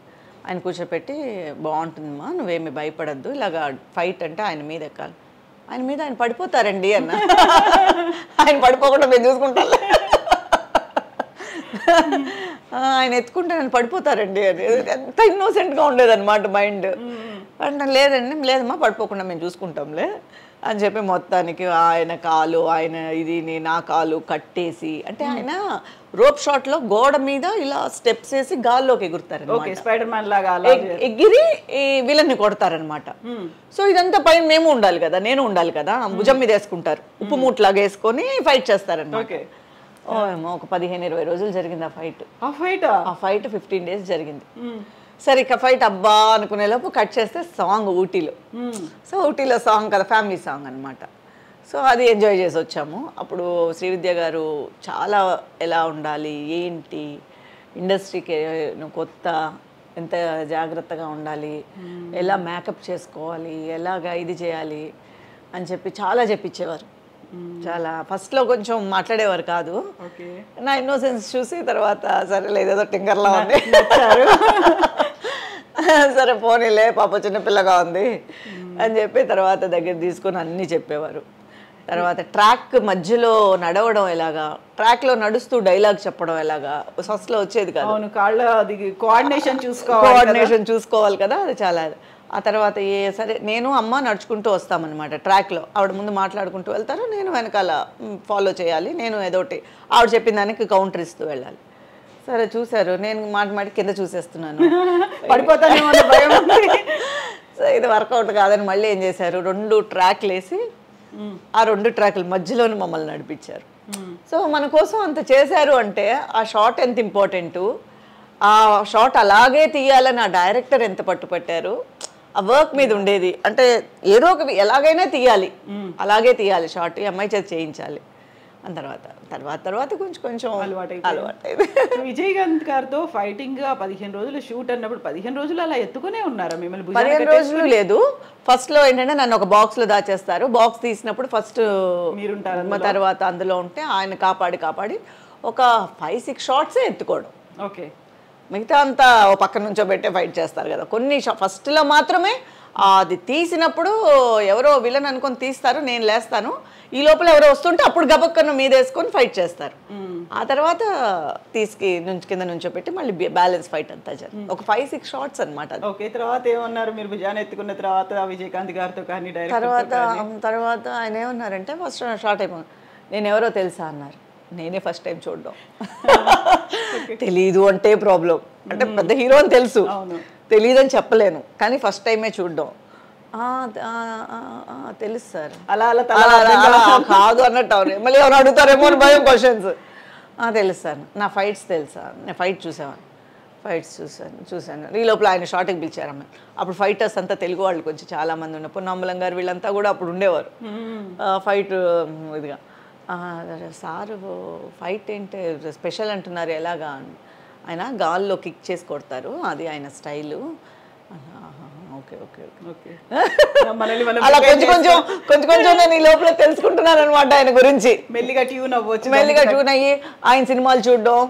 అప్పుడు ఇవి కూడా లేదు కదా, టోటల్గా మనకి మొబైల్స్ లేవు, మొబైల్స్ రాలేదు ఇంకా అప్పటికి. మొబైల్స్ లేదు. సరే ఇంటికి వెళ్ళి మనం ఏదైనా థియేటర్కి వెళ్ళే చూడాలి, సినిమా చూడాలంటే అప్పుడు వెంటనే ఆయన సినిమా అంటే ఎక్కడి నుంచి వస్తుంది. సో ఆయన సినిమా ఏదైనా రిలీజ్ అయితే గబగబా పరిగెత్తి వెళ్ళి ఆ సినిమా చూడడం, ఆయన ఎలా చేశారు ఏంటి అనేది అప్పుడు ఒక్కొక్కళ్ళ గురించి తెలుసుకోవాలన్నమాట. సో సినిమా మీద అవగాహన అనేది ఆ తర్వాతే మొదలైంది. బేసిక్గా అంతకు ముందు వరకు ఏదో చిన్న ప్రేక్షకురాల్లాగా సినిమా చూడడమే కానీ దాని మీద పెద్ద అవగాహన లేదు. ఆ తర్వాత కొంచెం ఇంట్రెస్ట్ రావడం, తెలుసుకోవడం. పూర్తిగా తెలుసుకునే లోపే మనం ఏదో ఒక విధంగా బిజీ అయిపోవడం. నిజంగా చెప్పాలంటే ఇంకా ఫుల్ ఫ్లెడ్జ్డ్గా కూడా నాకు ఇంకా అవగాహన రాలేదనే చెప్పాలి. ఎందుకంటే అంత బిజీ అయిపోయాను టోటల్గానే. రెగ్యులర్ షూట్స్, తర్వాత సినిమాల తర్వాత మలయాళంకి వెళ్ళాను సడన్గా. మలయాళంలోకి వెళ్ళిన తర్వాత నేను చేసిన ప్రతిదీ నా లక్ హిట్ అయిపోవడం. సో ఒక 10 ఏళ్ళు మలయాళంలో వెళ్ళాం హీరోయిన్గా సీరియల్స్లో. సో మనం లేకపోతే జరగదు. సినిమాకి ఎలాగైతే హీరోను, సీరియల్కి హీరోయినే మెయిన్. సో అంతా మన మీద. అందుకని ఈవెన్ నాకు నంది అవార్డు వచ్చినప్పుడు కూడా నేను వెళ్ళలేకపోయాను తీసుకోవడానికి. సో నేను ఈరోజు చాలా బాధపడే విషయం ఏంటంటే, ఆ రోజు పాప మా సిస్టర్ వెళ్ళి తీసుకుంది. సిస్టర్ వెళ్ళి తీసుకున్నందుకు సంతోషమే, కానీ చూడు ఎంత పెద్ద అవార్డును కూడా మనం వెళ్ళి తీసుకోలేనంత బిజీలో ఉండిపోయింది. దాన్ని తెలియలేదు, చూసావా? ఎందుకంటే కేరళలో ఎక్కడో ఒక విలేజ్లో ఉన్నాం, అక్కడి నుంచి 4 రోజులు పట్టేది హైదరాబాద్ రావాలంటే. సో వాళ్ళు 4 రోజులు షూటింగ్ క్యాన్సిల్ చేసుకోవాలి. 4 రోజులు షూటింగ్ క్యాన్సిల్ చేసుకుంటే వాళ్ళకి అందరికీ ప్రాబ్లం అయిపోయేది. సో ఇంకేం చేయాలో తెలియదు, అడిగి చూశాను. 4 రోజులు అంటే కష్టం అమ్మా, వెళ్ళడం మీరు రావడం 4 days 5 days అయిపోతుంది ఈజీగా. సో టోటల్ షెడ్యూల్ ఏది అయిపోతుంది, ఎలా ఇవ్వము అది ఇది అంటే, సరే అప్పటికి నాకు దాని మీద ఇంపార్టెన్స్. అవును కదా, నేను లేకపోతే ఇక్కడ జరగదు కదా, సర్లే మా చెల్లిని వెళ్ళి తీసుకోమంటా అని చెప్పి అది కూడా తీసుకోలేకపోయాను ఆ రోజుల్లో నేను. అది తెలుగుకి వచ్చింది కదా, తెలుగు అనుబంధం అంతరంగాల తర్వాత. అంతరంగాలు నా ఫస్ట్ సీరియల్ ఈటీవీలో, అది కూడా చాలా పాపులర్ అయింది. ప్రియాంక రోల్ ఇప్పటికీ అంతరంగాలు మాట్లాడతారు. సో పొగరబోతు క్యారెక్టర్, ఫస్ట్ నెగిటివ్ క్యారెక్టర్ అనమాట. అంతరంగాలు, అనంత మానస చదరంగాలు పాట ఉండేది. అసలు అది ఎంత మైండ్కి కానీ మన ఫీలింగ్స్కి కానీ ఫస్ట్ వచ్చే సీరియల్స్ వచ్చాయి కాబట్టి, సుమన్ గారు అయితే అసలు ఒక్కొక్క వర్డ్ చూసి రాసేవారు దాంట్లో. ఒక్క వర్డ్ కాదు, ఒక లెటర్. మేము ఆ లెటర్ని కాదని కూడా అనకూడదు, అంతా ఆయన ఆలోచించి రాసిన స్క్రిప్ట్ అది. ఈవెన్ శరత్ బాబు గారు కానీ ఏ ఆర్టిస్ట్ మార్చడానికి లేదు, ఆయన ఎలా రాశారో మేము అలాగే చెప్పాలి. ఎందుకంటే ఆయన అంత పక్కాగా ఉండేవారు ఆ స్క్రిప్ట్ మీద. నేను ఎంతో ఆలోచించి ఒక్కొక్క కథాపాత్రని నేను క్రియేట్ చేసి దానికని డైలాగ్స్ రాస్తున్నాను. ఎవరు మార్చేసి వాళ్ళ ఓన్ చేసుకోవడానికని చెప్పి మార్చేయకండి. మీకు కష్టమో నష్టమో మీకు వీలైతే ఓన్గా చెప్పండి, లేదంటే ప్రాంప్ట్ అయినా తీసుకోండి, కానీ స్క్రిప్ట్ మాత్రం మార్చొద్దు అని చెప్పి స్ట్రిక్ట్గా రూల్స్ ఉండేవి. సో శరత్ బాబు గారితో సహా ఒక అక్షరం కూడా మార్చేవారు కాదు. అలాగే ఆయన అనుకున్నట్టే జనాల్లో కూడా అంత డీప్గా వెళ్ళిపోయింది అది. అందరు రోల్స్ కూడా అసలు ఈ రోజుకి చెప్పుకునేటట్టు అయిపోయింది. ట్రూ. సినిమాల నుంచి సడన్గా సీరియల్స్ వైపు వెళ్ళాలి అనేది ఎందుకు అనిపించింది అలా? అదే అన్న, సినిమాలో ఒక షిఫ్ట్ అది. అవును, అది నాకు సీరియల్ సినిమా సపరేట్గా చూడలేదు నేను. అంతా సేమ్ అనుకున్నారు? అంతా సేమ్ అనుకున్నా. యాక్టింగే మెయిన్ అనుకున్నా. ఓకే, ఇక్కడ యాక్టింగే మనం చేసేది, ఇక్కడ యాక్టింగే కదా, మనకి ఇక్కడ మంచి రోల్, ఇంకా పర్ఫార్మెన్స్ స్కోప్ ఉండేది. మెయిన్ రోలు మనకి మన మీదే కదా అని అనుకున్నాను. కానీ అది పెద్ద విషయం, ఇది చిన్నది. మనం సినిమాలకి వెళ్తే, సీరియల్కి వెళ్తే సినిమాలు రావు, దీనికే పరిమితం అయిపోతాము. అసలు ఆ థాటే వెళ్ళలేదు ఆ టైంలో నాకు. మేబీ ఎందుకు వెళ్ళలేదు ఏంటి అని తెలియలేదు. ఆ తర్వాత దానివల్ల చాలా సినిమాలు మిస్ చేసుకున్నాను కూడా. తెలుగు. సో టోటల్గా నేను మలయాళానికి వెళ్ళిపోయిన దానికి అసలు ఎన్ని సినిమాలు అడిగేవారో, అన్ని సిస్టర్ రోల్స్, అత్త రోల్స్. తర్వాత కొంచెం డెవలప్ అయిన తర్వాత చాలా ఇప్పుడు దిల్ రాజు గారి సినిమాలన్నీ ఫ్యామిలీ ఓరియంటెడ్గా వచ్చేవి కదా. సో టోటల్గా చాలా క్యారెక్టర్స్ ఇంపార్టెంట్గా ఉండేవి, చాలా ఇవి వచ్చేవి. అన్ని సినిమాలు అడిగేవారు, కానీ ఏది దేనికి చేయలేకపోయేదాన్ని. ఎందుకంటే అన్ని 15 days రాజమండ్రి షెడ్యూల్, అక్కడ షెడ్యూల్, ఇక్కడ షెడ్యూల్, మీరు 3 months ఇవ్వాలి, అది ఇది అని చెప్పి లెంత్ షెడ్యూల్స్ చెప్పేవారు. ఫ్యామిలీ సబ్జెక్ట్ అది, మొత్తం అందరూ ఉండాలి అని చెప్పి మనకి ఇక్కడ ఒక 4 రోజులు ఇవ్వడమే కష్టంగా ఉండేది. సో అలా టోటల్గా సినిమాలకి దూరం అయిపోయాను. ఒక విధంగా చెప్పాలంటే టోటల్గా సినిమాలే లేకుండా అయిపోయింది. తెలుగు సినిమా లాస్ట్ ఏంటి మీరు చేసింది? ఊ కొడతారా ఉలికి పడతారా చేశాను, అంతే. మంచు మనోజ్ గారిది అంతే. తర్వాత లక్ష్మీ ప్రసన్న బంగారు రాజుని ఒక సినిమా చేశాను హీరోకి మదర్గా. అది లేటెస్ట్గానే చేశాను, అది మెయిన్ రోల్గానే చేశాను. ఆ తర్వాత అదే చెప్తున్నాను కదా, ఎప్పుడు ఏది అడిగినా లేదా. ఎందుకంటే 1 to 15 నేను ఆల్మోస్ట్ ఏవిఎంలో ఉండేదాన్ని. నేను ఏవిఎంలో 8 megas చేశాను. ఓకే, వెరీ ఫస్ట్ మూవీ కూడా ఏవిఎం నుంచే చేశారు మీరు? విజయకాంత్ గారు? అది ఏవిఎంది కాదు, అది వచ్చి వాళ్ళ ఓన్ ఫిలిం. విజయకాంత్ గారి ఓన్ ఫిలిం. వాళ్ళ పార్ట్నర్స్ ఇద్దరు ఉండేవారు, వాళ్ళది. ఏవిఎంలో వచ్చి నేను ఒక స్త్రీ కథ ఫస్ట్ చేశాను సెకండ్ లీడ్గా. తర్వాత నుంచి మొత్తం అన్ని సీరియల్స్ నేనే హీరోయిన్ ఉండేదాన్ని. ఒక 5-6 మెగాలు చేశాను. లక్కీ చామ్ అందరూ ఏవిఎం ఆర్టిస్ట్ అనే అనేవారు. సో ఇక్కడ మిగతా కంపెనీస్ కూడా చేయకపోవడానికి కూడా మెయిన్ కారణం ఒకటైతే ఒకటి వాళ్ళే ఇచ్చేసేవారు. ఒకటి ఫినిష్ అవ్వడం ఒకటి పూజ, ఒకటి ఫినిష్ అవ్వడం ఒకటి పూజ, అలా జరిగేది. అప్పుడు 15 days ఇక్కడ ఇచ్చేసేదాన్ని, 1 to 15th, 16 to 30 కేరళ ఇచ్చేసేదాన్ని. ఓకే. సో 2 మెగాస్ అలా వెళ్ళిపోవడం వల్ల ఇంకెక్కడ ఎప్పుడైనా షూటింగ్ లేకపోతేనే ఫ్రీ, కానీ ఆల్మోస్ట్ మీకు ఎప్పుడు ఫ్రీ ఉండేది కాదు. అలా తెలుగు సీరియల్స్ కూడా చేయట్లేదు ఇంకా, ఎందుకంటే తెలుగు కొన్ని రోజుల తర్వాత అక్కడికి షిఫ్ట్ అయిపోయింది. నేను అంతరంగాలు చేసేటప్పుడు ఇక్కడే షూట్, అంతరంగాలు ఇక్కడే, మేము చెన్నైలోనే చేసాం అంతరంగాలు. బాలాజీ వీళ్ళంతా అక్కడి నుంచి వచ్చేవారు, కిన్నెరా గారు, బాలాజీ హైదరాబాద్ నుంచి ఇక్కడికి వచ్చేవారు. నేను, శరత్ బాబు గారు, అశ్విని అందరు ఇక్కడే ఉండేవాళ్ళు, కల్పన గారు అందరు ఇక్కడే ఉండేవాళ్ళు, మేము నలుగురు ఇక్కడ ఉండేవాళ్ళం. సో ఇక్కడే జరిగేది షూట్. తర్వాత అనుబంధానికి అంతరంగాలు చూసి అనుబంధానికి నన్ను అక్కడ పిలిచారు కాబట్టి ఉషా కిరణ్ మూవీస్ వాళ్ళు అక్కడికి వెళ్ళేదాన్ని, ఈటీవీ నేను వెళ్ళాను. అన్వేషిత కూడా అలాగే, అన్వేషిత అనుబంధం అక్కడికే వెళ్ళాను. ఆ తర్వాత నేను హీరోయిన్ అయ్యి అప్పటి వరకే మామూలు సెకండ్ లీడ్ చేస్తూ ఉన్నదాన్ని, ఏవిఎం వాళ్ళు హీరోయిన్గా ఇచ్చారు. ఆ తర్వాత ఇంకా హీరోయిన్గా కంటిన్యూస్గా చేయడం వల్ల ఇక్కడే ఉండిపోయాను. ఆ తర్వాత మలయాళం ఎంట్రీ అవ్వడం వల్ల ఇక్కడ అసలు ఇంకా తెలుగుకి అక్కడ తర్వాత ఏంటంటే అంతా షిఫ్ట్ అయిపోయింది అక్కడికి, మన హైదరాబాద్ షిఫ్ట్ అయిపోయారు, చాలామంది ఆర్టిస్టులు షిఫ్ట్ అయిపోయారు. సో నేను షిఫ్ట్ అవ్వలేదు, నాకు ఇక్కడ బిజీగా ఉండడం వల్ల ఏమో మరి నేను షిఫ్ట్ అవ్వలేదు. సో అప్పటి నుంచి తెలుగు చాలా తగ్గిపోయింది. ఆ తర్వాత స్ట్రైట్గా ఫస్ట్ టైం మదర్గా కెరటాల్ మంజులా నాయుడు గారిది, ఎప్పుడు విన్నానే కానీ చాలా హిట్. అది ఇది మంజులా నాయుడు గారికి మొగల్ రేకులు కానీ చక్రవాకం కానీ ఇలాంటివన్నీ అసలు చాలా హిట్ అన్నాను కానీ ఎప్పుడు సో చూడలేకపోయా. అంటే రెగ్యులర్గా చూడలేం కదా, టైమింగ్ మాకు 9 o'clock వదులుతారు నైట్, చూడలేకపోయాను. అక్కడి నుంచి ఫోను కెరటాలు వాళ్ళ సబ్జెక్టు అనగానే సరే మదర్ రోల్ అయినా పర్వాలేదని ఫస్ట్ టైం మదర్కి యాక్సెప్ట్ చేసింది అందులోనే, కెరటాల్లోనే. ఓకే.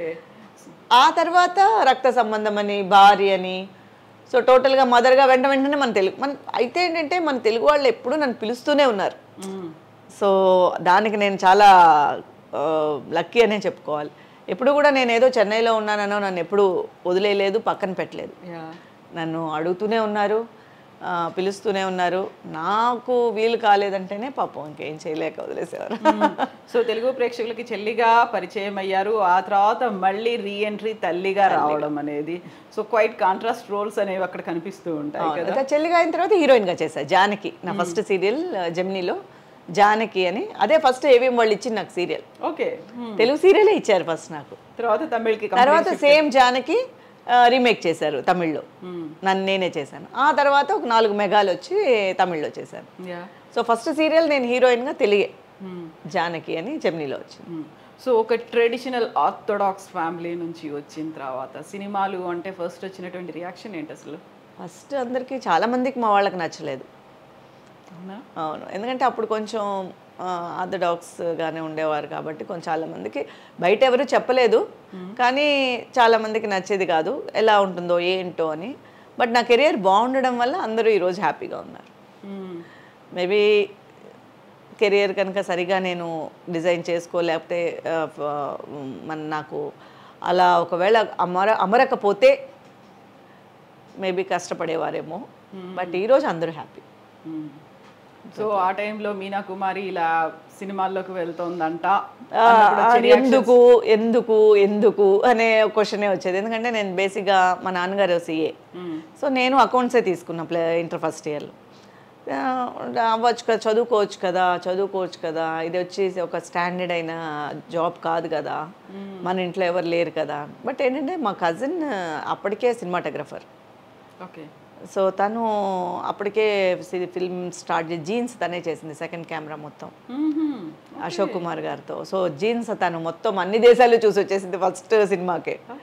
సో అశోక్ కుమార్ గారు, సుహాసిని గారు ఆయన శిష్యురాలే, విజయలక్ష్మి బిఆర్ విజయలక్ష్మి ఆయన శిష్యురాలే, విజయశ్రీ గారు కూడా ఆయన శిష్యురాలే. సో తను ఉండే దానివల్ల కొంచెం ధైర్యం ఉండేది. అంటే మనం ఏం తెలియకుండా అడుగు పెట్టలేదు కదా. సో మన వరకు మనమై వెళ్ళి మనమై అడిగి మనమై అవకాశాల కోసం ఎదురు చూడలేదు.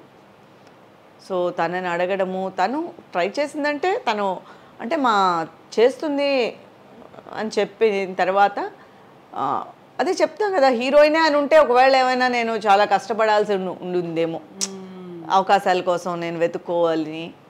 హీరోయినే చేస్తానని ఒకవేళ రూల్స్ ఏమైనా పెట్టుకొని ఉంటే మేబీ కష్టపడాల్సి ఉండొచ్చేమో. నేను ఆ రూల్స్ పెట్టుకోలేదు కాబట్టి నాకు హ్యాపీగా ఇలా జరిగిపోయింది. కజిన్ ఏమో తెర వెనుక ఉంటారు, క్రూ మెంబర్గా ఉంటారు, బట్ మీరు మాత్రం కానీ మేమిద్దరం కలిసి ఒక 2 సినిమాలే చేసాం. తను కెమెరామెన్గా చేసిన 2 సినిమాలకు మాత్రమే నేను వర్క్ చేశాను అనమాట. నేను దాంట్లో చేశాను, మిగతా అంతా తను మామూలుగా మాట్లాడడం వరకే. అండ్ సినిమాలో చేసి వచ్చినటువంటి అమ్మాయి పెళ్ళి అంటే ఆలోచిస్తారు అనేది ఉంటుంది కదా.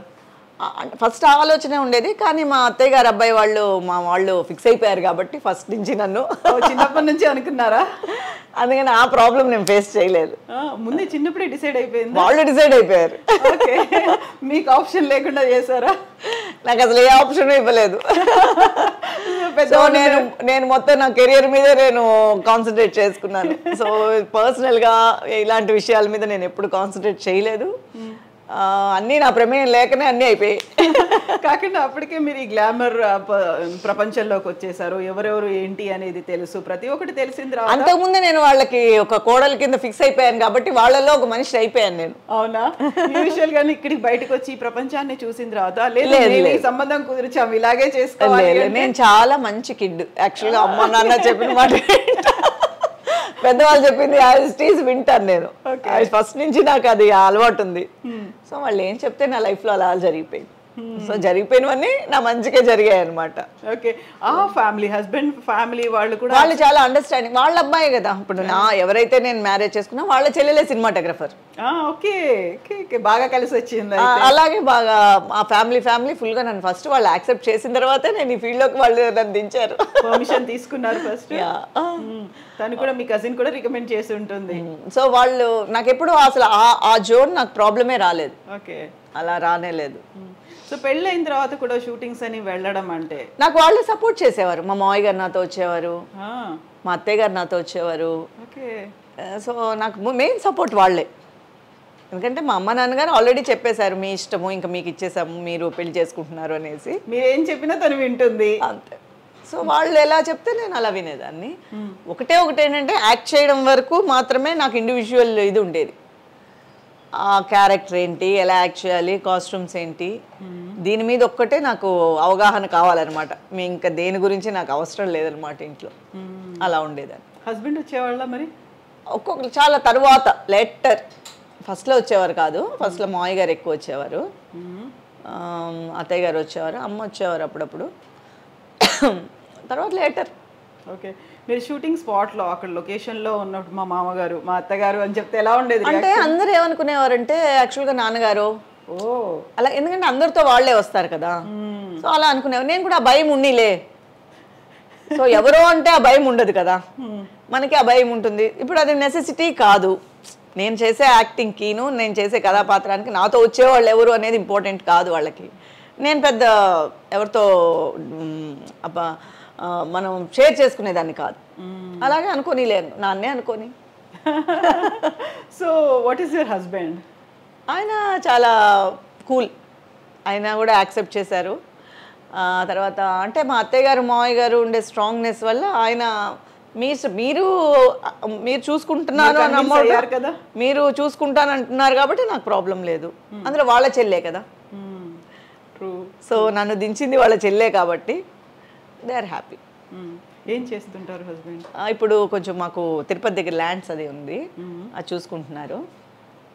టోటల్గా ఫస్ట్ నుంచి మాకు ఒక స్టూడియో ఉండేది ఇక్కడ చెన్నైలోనే. స్టూడియో పెట్టాం ఫస్ట్. ఆ స్టూడియో కొన్ని ఏళ్ళు చూసుకున్నారు. తర్వాత మాకు టైం దొరకలేదు. నేను బిజీ అయిపోయిన తర్వాత స్టూడియో, తను బిజీ, తను హైదరాబాద్ షిఫ్ట్ అయిపోయింది, గ్రామీణ ఉమెన్. సో ఆ తర్వాత మాకు స్టూడియో చూసుకునే టైం దొరకలేదు. మాది జాయింట్ ఫ్యామిలీ, కొంచెం పెద్ద ఫ్యామిలీ. తర్వాత మాకు విలేజ్లో కొంచెం ల్యాండ్స్ అవి ఉండేవి, అక్కడ చూసుకోవాలి. మావయ్య గారు అత్తయ్య గారు హెల్త్లు కొంచెం మధ్యలో బాగాలేకుండా పోయినాయి, వాళ్ళని చూసుకోవాలి. సో మెనీ వర్క్స్ అనమాట. అవన్నీ చూసుకునేసరికి ఒక పని అనేది ఎవరి వల్ల ఇదయ్యేది కాదు. సో ఫామ్ హౌస్లు, తోటలు, ఇళ్ళు అన్నీ అక్కడే ఉండే దానివల్ల అవన్నీ చూసుకోవడము. మా అత్తయ్య గారు కూడా ఆల్మోస్ట్ బిజీగా ఉండేవారు. ఇంకా మా మామయ్య గారు బాబు పుట్టిన తర్వాత బాబుని టేక్ ఓవర్ చేయడం, ఆయన వాడిని చూసుకోవడం, ఇది ప్రొఫెషన్ అన్ని టోటల్గా చాలా బిజీగా ఉండేవాళ్ళం.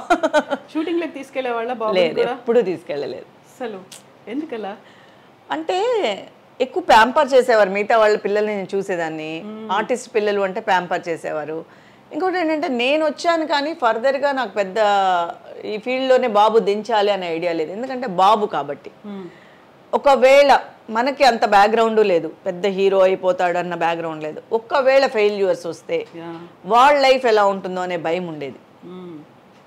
ఎట్ ద సేమ్ టైం నేనే కెరియర్లో అప్పుడప్పుడే అప్కమింగ్.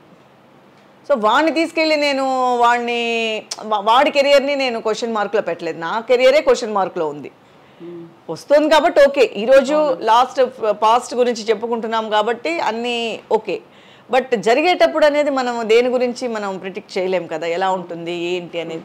సో నేనే స్ట్రగుల్ అవుతున్నాను, నేనే అప్కమింగ్లో ఉన్నాను, నాకే మంచి రోల్స్ రావడానికి టైం పడుతుంది, చేస్తున్నాము. సో నేను తనని ఆ చదువు నుంచి నేను డిస్టర్బ్ చేయదలుచుకోలేదు. ప్లస్ నాకే మనుషులు అవసరపడేవాళ్ళు. ఇంకా వాడు వెళ్ళాలంటే వాడు వెనకాల నలుగురు ఉండాలి, మీద వదులుకొని వాడితో వెళ్ళాలి. అది చాలా కష్టమైన విషయం. మెయిన్ చదువు ఉండాలి కదా దేనికి కూడా. పిల్లలు కనుక అది అలవాటు అయిపోయారంటే ఒకటి వాళ్ళ వెనకాల తల్లైనా ఉండాలి, బాగా చూసుకునే అన్ని వాళ్ళకన్నీ సమకూర్చే తల్లైనా ఉండాలి.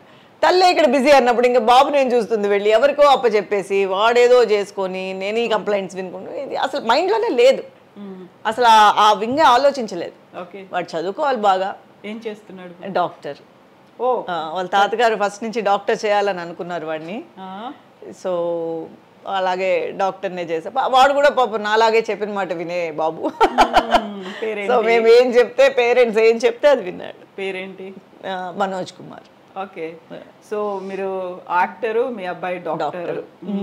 ఆ తర్వాత హాస్పిటల్ అదే ఏమన్నా కట్టాలి అలాంటిది ఏదైనా ఆలోచన? అలాంటి ఏం లేదు బాబుకి, అలాంటి ఆలోచన ఏం లేదు. ఎందుకంటే అది చాలా స్ట్రెస్, ప్లస్ అది ఇప్పట్లో ఆలోచన అయితే లేదు ప్రస్తుతాని వరకు. ఫర్దర్గా తెలీదు, అది వాళ్ళ ఇష్టం కదా. ఏ రోజు ఏ ఆశలు ఎలా పుడతాయో తెలియదు కదా మైండ్లో. సో ప్రస్తుతానికైతే ఏ ఐడియా లేదు. సో ఎప్పుడు పెళ్ళి? మీ అత్తమ్మ రోల్ అనేది, అత్తగారి రోల్ ఎప్పుడు మీరు? నాకు ఆల్రెడీ పెళ్ళి మనవాడు కూడా ఉన్నాడు.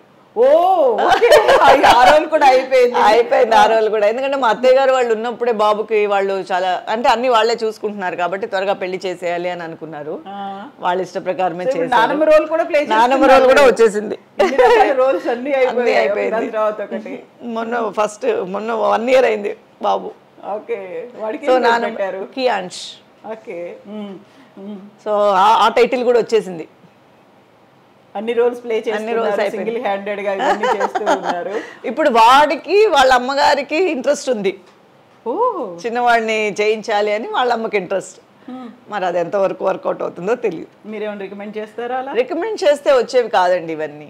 నాకు తెలిసి రికమెండేషన్ మీద వస్తుంది అని నేను అనుకోను. మేబీ 10లో 1 రావచ్చేమో, కానీ మనం సక్సెస్ అవ్వాలంటే మాత్రం రికమెండేషన్ అనేది ఏం వర్కౌట్ అవ్వదు. అలా అనుకుంటే అందరు యాక్టర్స్ పిల్లలు హీరోలు అయిపోరు. అవును. సో వాళ్ళ ఇండివిజువాలిటీ. చిన్న బాబు కాబట్టి మనం ఏదో యాడ్స్ గీడ్స్ అలాంటివి ఏమైనా చెప్తాం, కానీ ఫర్దర్ ఏంటి అనేది మనకు తెలియదు. సో ఈ ఫిల్మ్ ఇండస్ట్రీలో పెద్దగా యాక్టింగ్కి టచ్ లేని ఒక ఫ్యామిలీ నుంచి వచ్చిన మీరు ఇక్కడ నిలదొక్కుకోవడం అంటే ఓకే, కాకపోతే స్ట్రగుల్స్ అనేవి ఉంటాయి కదా day to day. So Meena Kumari నుంచి మేము ఇది ఎక్స్పెక్ట్ చేసాము, ఇలా లేదు, మీనా కుమారి రెస్ట్రిక్షన్స్ పెట్టుకుంటుంది, ఇలాంటివి ఏమైనా ఉన్నాయా మీరు ఫేస్ చేసినవి? రిస్ట్రిక్షన్స్ అంటే సినిమా వరకు వచ్చి ఆ కాస్ట్యూమ్స్ అవన్నీ తను సెట్ అవ్వదు, హీరోయిన్ మెటీరియల్ కాదు, తను యాక్సెప్ట్ చేయదు దేనికి అనే వాళ్ళే వెనకాల మాట్లాడుకునేది చేసేవారు. సీరియల్ సంబంధించినంతవరకు అలాంటి ప్రాబ్లమ్స్ ఏమి ఎక్కువ లేవు. మామూలుగా మనకి ఏంటంటే మెయిన్ ఒక కరెక్ట్గా వెళ్ళడం అంటే కొంచెం కష్టం ఎక్కువ ఉంటుంది సీరియల్స్లో. ఎందుకంటే పొద్దున్న 7కి వెళ్ళిపోతాము, రాత్రి 9:30, 10 అవుతుంది. పర్ డే 2 episodes టార్గెట్ ఉంటుంది. సో ఇది చేసేసరికి అయిపోతుంది మన పని, స్ట్రెస్ అయిపోతుంది, తీసేవాళ్ళే స్ట్రెస్ అయిపోతారు. సో సీరియల్స్లో అలాంటి పెద్ద ప్రాబ్లమ్స్ ఏం లేవు. సో మామూలుగా ఫిల్మ్ ఇండస్ట్రీకి ఎవరైనా వచ్చారు అంటే అమ్మాయిలు రాగానే వాళ్ళకి కమిట్మెంట్ అడుగుతారు, కాస్టింగ్ కౌన్సిల్ ఉంటారు. అదే అందుకనే అంటున్నాను, మా వరకు మా ముందు ఒక సర్కిల్ ఉండేది కాబట్టి వాళ్ళు యాక్సెప్ట్ చేస్తేనే అలాంటివి కొన్ని జరిగేవి. పేరెంట్స్ యాక్సెప్ట్ చేస్తేనే ముందుండే ఆర్టిస్టులకి వాళ్ళు ఆ టైప్లో ఉంటేనే, ఒకవేళ వాళ్ళు అలా చేయాలి, వాళ్ళు అలా రావాలి అని వాళ్ళు ప్లాన్ చేసుకొని ఉంటేనే అలాంటివి జరిగేవి. సో ఇండివిజువల్గా అనేది డైరెక్ట్గా ఆర్టిస్ట్కి కనెక్షన్ అనేది ఎంతో క్లోజ్గా వర్క్ చేసి హీరోతో కానీ వాళ్ళతో కానీ పెళ్ళిళ్ళు అనేవి జరగడం, లవ్ అనేది జరగడం అనేది అలా క్లోజ్గా వర్క్ చేసేటప్పుడే జరిగేది, కానీ బయట వాళ్ళు ఎక్కువగా మాట్లాడేవాళ్ళు కాదు. ఓకే. నా పరిస్థితులు అన్నీ ముందు నుంచే ఉన్నాయి. లిఖించబడి ఉంది కాబట్టి అలాంటి లిఖితాలు ఏం లేవు. యూజువల్గా మా అమ్మాయి ఇంత ఈ లెవెల్లో హీరోయిన్ అవ్వాలి, ఇంత రెమ్యూనరేషన్ డిమాండ్ చేయాలి, టాప్ హీరోయిన్ అలాంటి ఎక్స్పెక్టేషన్స్ రెండు ఫ్యామిలీస్కి లేదు. ఇలా టోటల్గా మా అమ్మ వాళ్ళకి లేదు, మా అత్తగారు వాళ్ళకి లేదు. ఇలా అయిపోవాలి, అలా అయిపోవాలి, అంత సంపాదించాలి, ఇంత సంపాదించాలి ఎక్స్పెక్ట్ చేసి నన్ను అంటే ఎక్స్పెక్టేషన్ చేసి నన్ను దించలేదు కదా. అవును. ఫస్ట్ నుంచి ఏంటంటే ఒక చిన్న యూజువల్గా ఈ లైన్లోకి వచ్చే వాళ్ళకి ఒక ఎక్స్పెక్టేషన్ ఉంటుంది, ఒక గోల్ ఉంటుంది, ఒక ప్యాషన్ ఉంటుంది. ఇవన్నీ ఆలోచించే దీంట్లోకి వస్తారు. అవును. ఎందుకంటే వాళ్ళ పేరెంట్స్ కొంచెమో గించమో దీని గురించి తెలిసి ఉంటుంది. సో టోటల్గా మనం ఏ అవగాహన లేకుండా ఆ ఫ్యామిలీ రావడము ఫస్ట్ సినిమాటోగ్రఫర్గా. అవును. మా అత్తయ్య గారి వాళ్ళ పిల్లలు సినిమాటోగ్రఫీగాను వాళ్ళు ఫస్టే, వాళ్ళకి ఏ అవగాహన లేదు, మా మామయ్య గారికి ఏ అవగాహన లేదు పిల్లలు దించేటప్పుడు. సో ఆయన ఏదో వాళ్ళ టాలెంట్కి ఇది బాగుంటుంది అని చెప్పి తీసుకున్న నిర్ణయాలే కానీ ఏదో ఇలా సంపాదించేయచ్చు, అలా సంపాదించేయచ్చు, అలా సెటిల్ అయిపోవచ్చు, ఇలా సెటిల్ అయిపోవచ్చు, ఇలా తీసుకెళ్ళాలి, అలా తీసుకెళ్ళాలి అనేది ఏం లేదు. ఆయన ఫెయిల్యూర్ అయినా కూడా సంతోషంగానే స్వీకరించేవారు. ఓకే. బయట పో అన్నారంటే కూడా పోతే పోన్నాను అంతే కదా, వీళ్ళు కాకపోతే ఇంకోళ్ళు పిలుస్తారులేరా ఇంటికి రా, ఓకే, ఆ టైప్ ఆఫ్ మనుషులు. కానీ అయ్యో మనం ఏం చేస్తే దీంట్లో సక్సెస్ అవుతాము అనేది ఈ ఫీల్డ్ మీద అంత ఎక్స్పెక్టేషన్స్ అనేది లేదు. మా ఇంట్లో బేసిక్గానే ముందు నుంచి లేదు. సరే ఓకే ఏదో వెళ్తోందే కానీ సో టోటల్గా ఇది పెద్ద హీరోయిన్ అవ్వాలనేది ఎవరి మైండ్లో లేదు. కానీ ఈ సీరియల్స్ వల్ల హీరోయిన్ అయిపోవడం, సీరియల్స్ మంచి ఫస్ట్ టైం రావడం వల్ల మంచి మంచి కథలు రావడం, అందరి మనసులో ఆ కథాపాత్రాలు ఉండిపోవడం వల్ల మేము అలా ఒక వెలిగిపోయాం. సో యూజువల్గా ఈ ఫిల్మ్ ఇండస్ట్రీకి వచ్చిన వాళ్ళను కొత్తలో ఎక్స్ప్లాయిట్ చేస్తారు. అక్కడ ఉన్నటువంటి పిఆర్ కావచ్చు, ఆ టీం కావచ్చు, మీరు చెప్పినట్టుగా కొంతమంది పేరెంట్స్ కావచ్చు. సో అలాంటివి చూసినప్పుడు ఏమనిపిస్తుంది మీకు? భయం వేస్తుంది. ఒక విధంగా చెప్పాలంటే అలాంటివన్నీ విన్నప్పుడో చూసినప్పుడో ఒక విధమైన షివరింగ్ లాగా, భయం లాగా అనిపిస్తుంది. అంటే ఇష్టం లేని పనిని ఎందుకు చేయాలి మనం? అది వాళ్ళు కోరుకొని చేస్తే అది వేరు. ఇప్పుడు ఎవరైనా ఇష్టపడి ప్రేమించి లవ్ చేసుకొని ఇది చేయడం చేస్తేనే ఇది నీకు కమిట్మెంట్ అడిస్తేనే, నువ్వు ఇలాగ ప్రవర్తిస్తేనే నీకు ఇది వస్తుంది, ఏదో నువ్వు యాక్ట్ చేస్తే చాక్లెట్ ఇస్తా అన్నట్టుగా అలాగా చెప్పేవాళ్ళు చూస్తే నాకు ఫస్ట్ ఆఫ్ ఆల్ అది చాలా రాంగ్ అనిపిస్తుంది. అంటే వాళ్ళ ఈక్వేషన్స్ వాళ్ళకు ఉండొచ్చు, బట్ ఇష్టం లేని పనిని చేయడం అనడం అనేది కష్టం. అదే కొంతమంది గోల్ ఉంటుంది, మేము ఎలాగైనా కూడా మేము పైకి రావాలి, అది వాళ్ళ పర్సనల్, వాళ్ళ ఇష్టం, అది అక్కడ మనం ఏమీ చెప్పలేం. కానీ ఫోర్స్ అనేది ఉంటుంది కదా, ఫోర్స్ అనేది మాత్రం చాలా వినడానికి కూడా చాలా భయంకరమైనది అది. అవును. చాలామంది బయటకు వచ్చి మాట్లాడిన తర్వాత ఒక ఫిల్మ్ ఇండస్ట్రీ కూడా డివైడ్ అయినటువంటి పరిస్థితి ఉంటుంది. ఎంతమంది హెల్ప్ చేస్తారు, మాకు మా వాయిస్ వినిపిస్తే మమ్మల్ని టార్గెట్ చేసి పక్కన పెట్టేస్తారేమో. ఎందుకంటే ఎప్పుడు కూడా ఒక కాంపిటీషన్ ఉన్నప్పుడు చాలా మంది ఉంటారు. రాను మనకి ఇప్పుడు మేము చేసిన కథాపాత్రలో ఇదే ఒక హీరోయిన్గా కనుక కాంపిటీషన్ ఉండుంటే డెఫినెట్గా ఒక జెలస్ అనేది ఉంటుంది, ఒక ముందుకెళ్ళాలి. ఇప్పుడు మనం ఎంతో కష్టపడితే కానీ ఒక లెవెల్ వరకు వెళ్ళలేము, అది కాపాడుకోవడానికి మళ్ళీ దాన్ని ప్రయత్నించాలి. సో ఈ ట్రావెలింగ్లో చాలా కష్టాలు వస్తాయి మనకి. అప్పుడు ఏమవుతుందంటే ఏదో కష్టం, ఏదో అవసరానికి ఏదో చేసి ఉంటారు, తర్వాత దాని గురించి మోసపోయి ఉంటారు, దాని గురించి ఎవరితో చెప్పుకోవాలో తెలియక మీడియాతో చెప్పుకొని ఉండొచ్చు. కానీ అప్పుడు ఏం ప్రయోజనం అవన్నీ చెప్పుకొని? మీడియాతో చెప్పుకోనో లేకపోతే జరిగిపోయిన దాని గురించి నువ్వు నలుగురితో మాట్లాడుకోనో, నువ్వు ఆ సంఘటన రోజు నువ్వు యాక్సెప్ట్ చేసే కదా. మనం ఒక ప్లేస్కి గొడవ జరుగుతోంది, ఆ గొడవ ఏంటి అని తొంగి చూసాం, వెళ్ళి గొడవలో మనం ఉన్నాము. సో ఆ తర్వాత నన్ను గొడవలో పెట్టేశారు అంటే ఆ గొడవ ఏంటనేది నువ్వు అనుకునే కదా అక్కడికి వెళ్ళాము. సో అవి కొంతమందికి ఇన్నోసెంట్లో జరిగిపోతాయి. ఇప్పుడు కొంతమందికి అసలు తెలియదు, ఏది తెలియదు, ఇన్నోసెంట్గా తగులుకుంటారు. అలా చాలామంది ఉన్నారు. నేను విన్న చాలామంది ఇదే అసలు వాళ్ళకి ఏం చెప్పుండరు. కోడంబాకం, వడపల్లి సినిమా అనగానే వచ్చేసి ఉంటారు మొత్తం అక్కడి నుంచి. ఇక్కడికి వచ్చిన తర్వాత మళ్ళీ ఇంటికి వెళ్ళలేని పరిస్థితి. సో వాళ్ళు రాంగ్ గైడెన్స్లో పడిపోతారు. రాంగ్ గైడెన్స్లో పడి వాళ్ళు చెప్పింది వినాల్సిన పరిస్థితి వచ్చేస్తుంది. సో అలాంటి వాళ్ళది మాత్రం చాలా కష్టంగా, వాళ్ళు దానికి ఆ తర్వాత అలవాటు పడిపోయి ఉంటారు, ఆ లైఫ్కి వాళ్ళు అలవాటు పడిపోయి ఉంటారు. సో అలా చాలామంది ఆర్టిస్టులు అక్కడి నుంచి వచ్చేసిన వాళ్ళు, ఇక్కడ ఉన్నవాళ్ళు మెడ్రాస్లోనే ఆ కథలు ఎక్కువేమో. ఇప్పుడు ఈ మధ్య హైదరాబాద్లో కూడా అయిపోయి ఉంటుంది, ఎందుకంటే మనకి షిఫ్ట్ అయింది కదా. అక్కడ కూడా చాలామంది ఊర్ల నుంచి వచ్చే, మొన్న సీరియల్స్కి వెళ్తూ ఉంటే కూడా చాలామంది మేము అలా అనుకుని వచ్చేసాము, మేము ఇలా అయిపోవాలి. ఇప్పుడు చాలామందికి ఇంట్రెస్ట్ ఉంది యాక్టింగ్ చేయాలని, ఆర్టిస్ట్ అవ్వాలని, పెద్ద పెద్ద కళలు. కానీ ఇప్పుడు చాలామందికి అప్పటికన్నా పర్సంటేజ్ ఇప్పుడు ఎక్కువ ఉంది. నాకు తెలిసి మా ముందు జనరేషన్ వాళ్ళకి మదర్స్ చెప్తేనే, లేకపోతే ఎవరో ఒకళ్ళు ఇద్దరు వచ్చేవాళ్ళు. అప్పుడు యాక్ట్ చేస్తావా అని అడిగారు. ఇప్పుడు నేనే యాక్ట్ చేస్తానని 100 మంది లైన్లో ఉన్నారు. కాంపిటీషన్ ఇప్పుడు ఎక్కువగా ఉంది. ఇప్పుడు ఎవరు అడగట్లేదు నువ్వు యాక్ట్ చేస్తావా అని, వాళ్ళ రూల్స్ చెప్తున్నారు. నువ్వు ఇలా చేస్తేనే నీకు యాక్టింగు, నువ్వు ఇలా ఉంటేనే నీకు యాక్టింగు, నువ్వు ఇలా ఉంటేనే వాళ్ళు చెప్తున్నారు. ఒకప్పుడు మనం విన్న వాళ్ళంతా ఇంతకు ముందంతా ఏంటంటే చేస్తావా, నువ్వు ఈ రోల్కి సూట్ అవుతావు అని అడిగేవారు. ఇప్పుడు మొత్తం సినారియోనే మారిపోయింది. నేను అదే అడుగుదాం అనుకున్నాను. ఇప్పుడు మీరు 3 లాంగ్వేజ్లో చేశారు, తెలుగు, తమిళం, మలయాళంలో చేసినప్పుడు ఇలాంటి ఇన్సెక్యూరిటీ లేకుంటే ఇలాంటి సిస్టమ్ అనేది ఏ లాంగ్వేజ్లో ఎక్కువగా ఫేస్ చేస్తున్నారనిపించింది మీకు?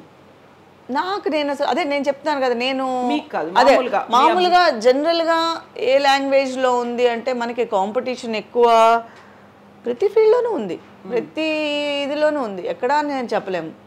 మనం అసలు నిజం చెప్పాలంటే సినిమా రంగం అనే కాదు, అన్ని రంగాల్లోనూ ఉందనిపిస్తోంది ఇప్పుడు. ఇప్పుడు జనరేషన్ తీసుకుంటే సినిమా ఒక్కటే ఇది ఫేస్ చేయటం లేదు, ప్రతి వాళ్ళు ఫేస్ చేస్తున్నారు. అది వాళ్ళ పర్సనల్ అయిపోయింది. ఎట్ ద సేమ్ టైం ఇప్పుడు అమ్మాయిలు కూడా they are willing to do, వాళ్ళ ఇంట్రెస్ట్ మీద వాళ్ళకి ఏం కావాలో వాళ్ళు చేసుకుంటున్నారు. ఈవెన్ పేరెంట్స్ చెప్పినా కూడా వినే పరిస్థితుల్లో ఎవరు లేరు.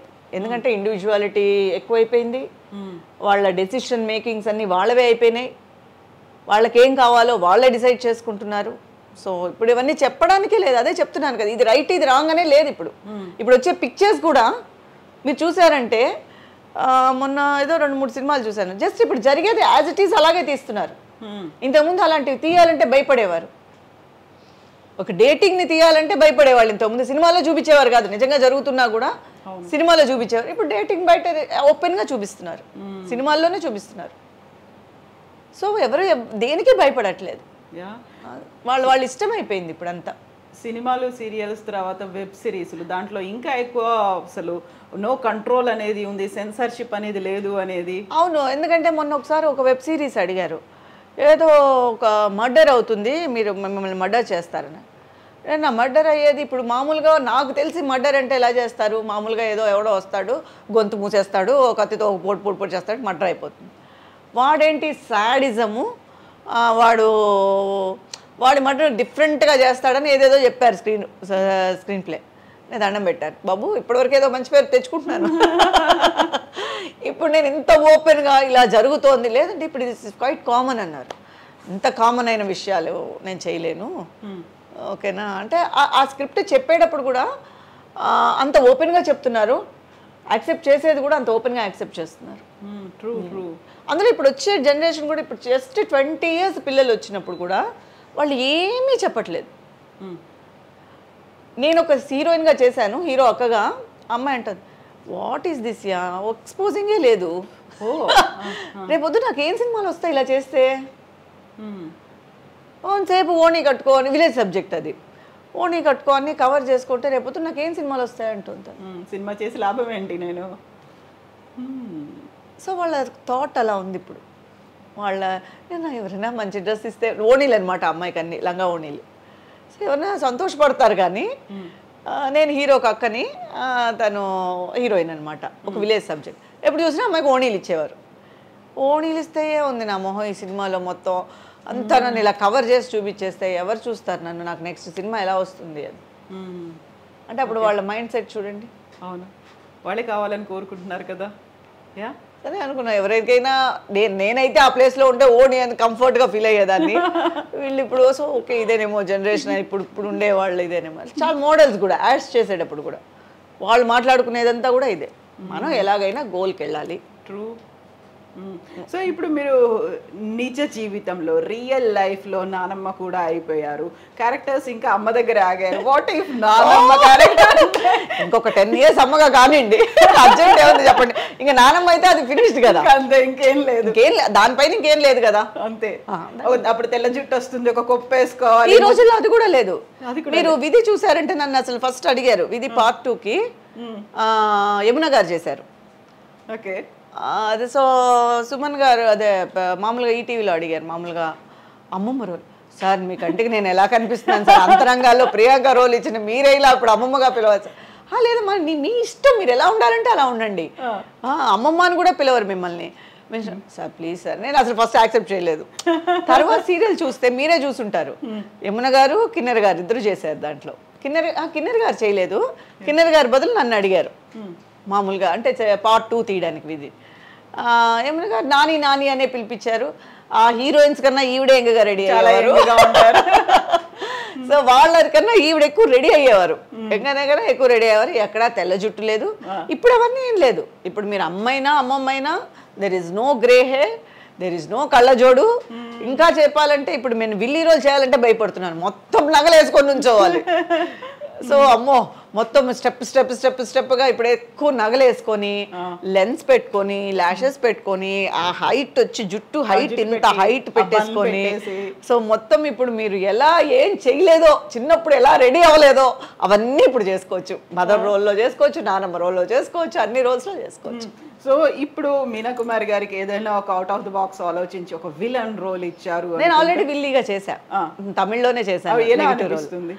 ఆ కళ్ళు తిప్పి తిప్పి తిప్పి తిప్పి ముక్కు మొహం మూతి అంతా తిప్పి తిప్పి తిప్పి కొంతసేపటి కళ్ళలోంచి నీళ్ళు వచ్చేస్తున్నాయి. కానీ ఏంటంటే మన మొహం విలన్ గా అంత పెద్ద సూట్ అవుదేమో, చెప్పిగా ఇన్నోసెంట్ గా. ఏమా కొంచెం విలన్ అంటే ఏమండి లెన్స్ పెట్టాను, కోపంగా చూస్తా, యాక్టింగ్ పరంగా ఓకే, కానీ ఎక్కడో మీరు పాజిటివ్గానే అనిపిస్తున్నారండి, నెగిటివ్గా వల్గర్ ఇదిగా అనిపించట్లేదు, మీరు భయంకరంగా అనిపించట్లేదు. ఓ పని చేయండి, మీరు లైట్స్ అన్ని ఎర్రగా వేయండి, అప్పుడు నేను ఏమైనా నెగిటివ్గా అనిపిస్తానేమో మీకు. నేను ఇంకేం చేయనంటే ఆ క్యారెక్టర్ బాగా పండింది. అంటే అదేమైందంటే కొంచెం అమ్మ నేను కలిసి విలనిజం అనమాట. మా అమ్మ నేను అత్తగారిని, మా అమ్మ నేను అనమాట. సో టోటల్గా అది కొంచెం నా ఇందులో పాజిటివ్గా కనిపించాలి బయట అందరికీ. అందరితో ఉన్నప్పుడు ఈవిడ చాలా మంచిది, చాలా సాత్వికురాలు, చాలా ఫ్యామిలీ అంటే చాలా ఇది అని అనిపించాలి. వెనకాల బ్యాక్గ్రౌండ్లో మొత్తం చేసేది ఇది అనమాట. అలాంటి రోల్ కాబట్టి అది సూట్ అయిపోయింది. డైరెక్ట్ విలన్స్ ఉంటారు చూడండి, జీప్ పట్టుకొని వెళ్ళేది, కత్తి పట్టుకొని వెళ్ళేది, గ్యాంగ్ మెయింటైన్ దానికి మన పిలవరేమో కూడా. అసలు మీరు థాట్లో కూడా రారు అసలు. అదే థాట్లో వచ్చినా కూడా వాళ్ళు దగ్గర కథనే మార్చేస్తారేమో తర్వాత, ఒక టెలికాస్ట్ అయిన తర్వాత కూడా అయ్యో ఇవిడకి అసలు సూట్ అవ్వలేదు అని. అంటే అలా మనసులో అలా ముద్ర పడిపోయింది. మంచి అమ్మాయి, తర్వాత సాత్వికురాలు, ఏడు బాగా ఒక పండించగలదు, ఎమోషన్స్ బాగా పండించగలదు అనేది అందరి మనసులో అలా పడిపోయింది. సో యూజువల్గానే సినిమాల్లో కంటే కూడా సీరియళ్ళల్లో అత్తగారు క్యారెక్టర్, ఒక విలన్ క్యారెక్టరు అంటే ప్రతిసారి ఒక క్రూయల్గా డైలాగ్స్, ఆ మ్యూజిక్, బ్యాక్గ్రౌండ్లు ఇవన్నీ ఉంటాయి కదా. అనుకునేది అంటే ఏళ్ల తరబడి సాగుతూ ఉంటాయి, జీడిపాకం సీరియల్ అంటారు. బట్ నిజ జీవితంలో ఇంత క్రూరంగా ఉంటారు అత్తగారు సినిమాల్లో? సీరియల్లో ఉన్నారండి బాబు, క్రూరంగా కూడా ఉన్నారు, లేరని మాత్రం చెప్పలేము. ఇన్నర్గా పాలిటిక్స్ చేసేవాళ్ళు, ఎందుకంటే లేకపోతే రోజుకి ఎన్ని స్టోరీస్ చూడండి. పాజిటివ్, అందరూ పాజిటివ్గా ఉండుంటే అసలు ప్రాబ్లమ్స్ వస్తాయా ఫ్యామిలీస్లో? అవుగా, ఎవరికి తగ్గట్టు వాళ్ళ. సో విలనిజం అనేది ఉంది, కానీ మేబీ చూపించినట్టుగా ఉండకపోవచ్చు. అంటే ఎవరి పాయింట్ ఆఫ్ వ్యూ అనేది ఒకటి ఉంది. వాళ్ళ పాయింట్ ఆఫ్ వ్యూలో వాళ్ళకి అది జరగకపోతే వాళ్ళు విలన్సే. నా పాయింట్ ఆఫ్ వ్యూ ఒకటి ఉంది, నేను అనుకున్నది నేను ఎక్స్పెక్ట్ చేసింది నాకు దొరకకపోతే నాకు అది నెగిటివ్గానే కదా అనిపిస్తుంది. అది నాట్ ఓన్లీ అత్తగారు, కోడలి విషయంలో కూడా అంతేగా. తను ఒక ఎక్స్పెక్టేషన్ ఉంటుంది, అది జరగకపోతే తనకి వాళ్ళని చూస్తే వీళ్ళకి నచ్చదు, వీళ్ళని చూస్తే వాళ్ళకి నచ్చదు. ఇది క్వైట్ నార్మల్. ఇదంతా ఇప్పుడు తమిళ్లో కావచ్చు, తమిళ్లో తీసిన సీరియల్స్ని రీమేక్ చేశారు, తెలుగులో వచ్చాయి, ఇవన్నీ ఓకే. మలయాళంలో కూడా ఇలాంటి విలన్ రోల్లో అత్తగారులు ఉంటారా? అంటే అలా ఒకప్పుడు తక్కువగా ఉండేది, ఇప్పుడు అన్ని పాన్ ఇండియా లాగా పాన్ ఛానల్స్ కదా, అక్కడ కూడా మొత్తం నార్త్ కల్చర్ వచ్చేసింది మొత్తం. ఒకప్పుడు అయితే మలయాళం సినిమాలు ఎంత న్యాచురల్గా ఉండేదంటే, మేము అలాగ నేను స్నానం చేసి రెడీ అయ్యి అలాగే వెళ్ళిపోయేదాన్ని, పెద్ద మేకప్లు అంతా ఉండేది కాదు. నేను ఎలా ఉన్నానో as it is just costume వేసుకొని వెళ్ళిపోయేదాన్ని, మేకప్ ఉండేది కాదు. ఓన్లీ కథలోనే స్ట్రాంగ్నెస్ ఉండేది. నాకు మేకప్ గురించి కూడా పెద్ద అవగాహన ఉండేది కాదు. అలా షై షాడోలు అలా వేసుకోవాలి, ఇలా వేసుకోవాలి, హీరోయిన్గానే చాలామంది వేసుకునేవారు. కానీ వాళ్ళు ఏమన్నారు, నువ్వు గమ్మున రెడీ అయ్యి స్నానం చేసి కాస్ట్యూమ్ వేసుకొని వచ్చేయి, ఇంకేం చేయొద్దు అనేవారు. నువ్వు కళ్ళకు కూడా రాసుకోవద్దు, కళ్ళ కాటికి కూడా పెట్టుకోవద్దు, కావాలంటే మేమే చెప్తాం అని చెప్పి అంత న్యాచురల్గా ఉండేవి స్టోరీస్. కానీ తమిళ్లో కూడా అలాగే ఉండేది, అంత న్యాచురల్గా ఉండేది. ఇప్పుడు మొత్తం జీ వాళ్ళు వీళ్ళు మొత్తం నార్త్ ఛానల్స్ టేక్ ఓవర్ చేసుకున్న తర్వాత ఇప్పుడు అన్నిట్లోనూ ఒకటే స్టైల్, అదే గ్లామరు. కానీ ఇంకా తమిళ్లో కొంచెం యాక్టివిటీస్ ఉన్నాయి. నాకు తెలిసి ఇప్పుడు నేను చేసే సీరియల్లో ఎక్కువ యాక్టివిటీస్ చేస్తూనే ఉంటాం. ఇంట్లో వంట అంటే ఒక్కొక్కళ్ళు ఒక్కొక్క పనిలో ఉంటారు. ఆ యొక్క ఇన్సిడెంట్ జరిగితే అందరు రావడం, లేదా హాల్లో ఉన్నప్పుడు అందరూ తలో పనిలో ఉండడం. కానీ తెలుగులో అలా లేదు, యాక్టివిటీసే చాలా తక్కువ నేను చూసింది. ఎందుకంటే అందరూ నుంచోవడం, గ్రాండ్గా చీరలు కట్టుకోవడం, గ్రాండ్గా నగలేసుకోవడం అలాగే ఉండేది. కానీ యాక్టివిటీస్ చాలా తక్కువ ఉంటాయి. కానీ ఇక్కడ కొంచెం యాక్టివిటీస్ ఉన్నాయి. ఎందుకంటే రెండిట్లోనూ నేను గమనించింది అదే. నేను అక్కడికి వెళ్తాను కదా, ఇలా ఎంతసేపు సోఫాలో కూర్చోండి, ఇక్కడ నుంచి చూడండి అంటే నేను ఏదైనా పని చేస్తాను, నేను ఏదైనా అంటే నేను ఖాళీగా ఉన్నాను కదా, నేను ఏదైనా యాక్టివిటీ చేస్తాను అంటే వద్దు మీరు అలా చీర నలగకుండా అలా అయ్యో అలాగా అంటే క్యారెక్టరు పని చేస్తాను. లేదు మనం మళ్ళీ ఇచ్చేద్దాంలేండి అని అంటే నా మొహమాటానికి అప్పుడు కొంచెం దాటేసేవారు. కానీ మళ్ళీ చూస్తే ఓహో ఇది ఇక్కడ ప్యాటర్న్ ఇదే, అక్కడ ప్యాటర్న్ అది. షాక్ అయితే అలాగే నుంచొని ఉండడం, దాంట్లోనే మొత్తం ట్రాలీ వెళ్ళడం. అంటే ఆర్ఆర్కి ఎక్కువ ఇంపార్టెన్స్ ఇస్తుంది మన తెలుగు. మామూలుగా ఆర్ఆర్కి ఎక్కువ ఇంపార్టెన్స్ ఇస్తే దాంట్లో క్యారెక్టర్ని నిలబెట్టాలని చూస్తారు, క్యారెక్టరైజేషన్ దాంట్లో తేవాలని చూస్తారు, మ్యూజిక్లోను, డ్రెస్సింగ్లోను, కథల డైలాగ్స్లోను. కానీ ఇక్కడ వచ్చే క్యారెక్టరైజేషన్ డైలాగ్స్లోనే ఎక్కువ, ఎక్స్ప్రెషన్స్ డైలాగ్స్లో ఎక్కువ. ఇప్పుడు ఒక కన్నింగ్ క్యారెక్టర్ అంటే ఆవిడ మాట్లాడే మాటలు కూడా మాడ్యులేషన్, ఆవిడ కట్టు బొట్టులో మోడ్యులేషన్స్లో కూడా అలా అనిపిస్తుంది. అది ఒక్కొక్క. ఇంకోటి ఏంటంటే వాళ్ళు చెప్పే రీజన్ కూడా అన్ని కథలు అయిపోయాయండి, ఆ టైప్ అంతా అయిపోయింది, రిపీటెడ్గా అదే ఇక్కడ చూపిస్తాము. ఇప్పుడు మనకి ఏదైనా ఇప్పుడు ఒక సీరియల్ చూడాలి అంటే నగలు, చీరలు వీటి మీద ఇంట్రెస్ట్తోనే పిల్లలు చూస్తున్నారు. మీరు ఏడుస్తున్నారా, అత్తగారు మిమ్మల్ని కొట్టిందా, ఎందుకంటే వాళ్ళ నిజ జీవితంలో కూడా అవే అనుభవిస్తున్నారు. సో వాళ్ళు మళ్ళీ స్క్రీన్ మీద ఇదే చూడడానికి ఇష్టపడట్లేదు. సో సంథింగ్ ఆ టైప్ ఆఫ్ స్టోరీస్ అన్నీ అయిపోయాయి. ఎందుకంటే 20 years అయిపోయింది సీరియల్ స్టార్ట్ అయ్యి, రాని స్టోరీ లేదు. బట్ ఇప్పుడు మేము ఇంకొంచెం కలర్ఫుల్గా చూపించాలంటే గ్రాండినెస్సే చూపించాలి అని వాళ్ళు రీజన్ చెప్పినప్పుడు అది కరెక్టేనేమో యాక్సెప్ట్ చేయాలంతే. సో నగలు, చీరలు అనుకున్నప్పుడు మీనా కుమారి గారి సెలెక్షన్స్, నగలు, చీరలు అన్నీ వాళ్ళే ఇస్తారా? ఆ తర్వాత ఏం చేస్తారు వాటన్నిటిని? లేదండి, ఇప్పుడు యాక్చువల్గా మాకు విలేజ్ ఉంది కదా, చాలా మంది చీరలు అడుగుతూ ఉంటారు వర్కర్స్. ఇంకోటి ఏంటంటే నేను చేసినవన్నీ సాఫ్ట్ క్యారెక్టర్ కాబట్టి నాకు పెద్ద పెద్ద చీరలు ఏమి ఉండేవి కాదు. సిల్క్ చీరలు, ఇప్పుడు సిల్క్ మానేసాయి, ఇప్పుడు అంతా అమరోల్ కాబట్టి కాటన్స్ అడుగుతున్నారు. సో కాటన్ కడుతున్నాము. ఎప్పుడైనా బయటకు వెళ్తే పర్సనల్ శారీస్ ఉంటాయి. సో మ్యాక్సిమం నాకు నగలు, చీరలు అనేవి చాలా తక్కువ. నేను చేసిన రోల్స్ అన్నీ సాధు రోల్సే కాబట్టి ఏదో కొంచెం నల్లపూసలు, ఏదో చిన్న స్టడ్స్ అలాంటివి ఉండేది. కానీ ఇప్పుడు మనం అదే తెలుగుకి వెళ్ళినప్పుడు భార్య ఇవన్నీ చేసినప్పుడు ఫంక్షన్స్, మన ఛానల్ ఫంక్షన్స్ అలాంటి అన్నప్పుడు నాకు ఇస్తాము, అందరికీ ఇస్తూ ఉంటాము. చీరలు అయితే ఆల్మోస్ట్ పంచిపెట్టేస్తాం. ఏం చేస్తాం, ఇప్పుడంతా ఆన్లైన్లోనే 100 రూపాయలకి 5 చీరలు వస్తుంటే అలా అయిపోయింది కదా ఇప్పుడు టోటల్గా. ఇప్పుడు బట్టకు విలువ పోయింది. ఒకప్పుడు బట్టకి అనేది విలువ ఎక్కువ ఉండేది. ఇప్పుడు మీరు మంచిది ఇచ్చినా కూడా వాళ్ళు ఆన్లైన్లో, మా వంట మనిషి అంతేందుకు, మా వంట మనిషి ఆన్లైన్లోనే బుక్ చేసుకుంటుంది. ఊర్లో మా ఫామ్ హౌస్లో మొత్తం మేము ఎలా అయితే మీషో, అమెజాన్ ఇలాంటివన్నిట్లో బుక్ చేస్తామో అది అలాగే బుక్ చేసుకుంటుంది. ఇంకా ఎక్కువ మాట్లాడితే ఇది బుక్ చేయండి అని అదే చూపించి మాకు పెడుతుంది. బిల్లు మాత్రం మీరు పెట్టండి, మీరు కట్టండి, నాకు ఇవి కావాలి అని. Okay okay. So sari selection మీరే చేసుకుంటారా సీరియల్స్కి? వాళ్ళే చేస్తారు? లేదు, మా చాయిస్. అంటే క్యారెక్టర్ చెప్తారు కాబట్టి మా ఫిజిక్ ఏది బాగుంటుందో మేము సెలెక్ట్ చేసుకుంటేనే కరెక్ట్. కొన్ని వాళ్ళు ఇచ్చేవాళ్ళు శారీస్, అలాంటప్పుడు ఒక్కొక్కసారి ఏమనిపించేది అంటే వాళ్ళు ఇచ్చిన మెటీరియల్స్ మనకు సూట్ అవ్వదు. కొన్ని బాగుంటాయి, వాళ్ళు ఇచ్చినవి బాగుంటాయి కనుక వాళ్ళవి కంటిన్యూ చేస్తాము. ఒకవేళ బాగాలేదు అనిపించినప్పుడు మేము సెలెక్ట్ చేస్తాం. ఓకే. సో ఇప్పుడు మీనా కుమారి అనగానే మనకు ఫస్ట్ బాలీవుడ్లో మదర్ ఇండియా మీనా కుమారి, అక్కడి నుంచి ఆల్రెడీ ఒక హీరోయిన్ మీనా ఉన్నారు, మీరు ఉన్నారు, ఇంకొక నాకు ఈ మధ్య చాలా మీనా గారి కాల్స్ అన్ని నాకు వచ్చేస్తాయి. నాకు ఇప్పుడంతా మీనా గారా అండి అంటే, మీనా గారా అంటే హీరోయిన్ గారి గురించి చేశాను, ఆవిడగా చేసుంటారు, నేను మీకు పిక్ పంపిస్తాను తర్వాత ఫోన్ చేయండి మీకు అని చెప్పేదాన్ని. నేను ఫస్ట్ పిక్ పంపిస్తాను మీకు, అప్పటి వరకు నేను ప్రొఫైల్ ఫోటో పెట్టలేదు. యూజువల్గా ప్రొఫైల్ ఫోటో పెడితే వాట్సాప్లో అన్నెసెసరీ కాల్స్ వస్తున్నాయి, అందుకని నేను ప్రొఫైల్ ఫోటో పెట్టలేదు. ఈ కాల్స్ చూసి నేనే ప్రొఫైల్ ఫోటో పెట్టేశాను. సో వాళ్ళు కొంచెం ఐడెంటిఫై చేసుకోవడానికి ఈజీగా ఉంటుంది కదా మాట్లాడుతున్నాము. నాకు ఆల్మోస్ట్ మీనా గారి గురించి 2 సినిమాలు రోల్స్ కూడా చెప్పేశారు. నేను రోల్ చెప్పినప్పుడే అనుకున్నాను ఏదో కొడుతోంది, ఎక్కడో తేడా కొడుతోంది, నాకు ఎక్కడో తేడా కొడుతోంది అనుకున్నాను. ఆ తర్వాత నేను అనుకున్నట్టే జరిగింది. సో మరి మిమ్మల్ని అక్కడ లొకేషన్ లో కావచ్చు ఏ పేరుతో పిలుస్తూ ఉంటారు? మీనా అనే పిలుస్తారు అంతే. సో మీనా అనగానే ఇప్పుడు తెలుగులో ఇంకో లొకేషన్ లో నేను ఒకదాన్నే కదా ఉంటాను, అంటే అన్ని మీనాలు ఒకే లొకేషన్ లో ఉండరు, అక్కడ మీనా నేనే.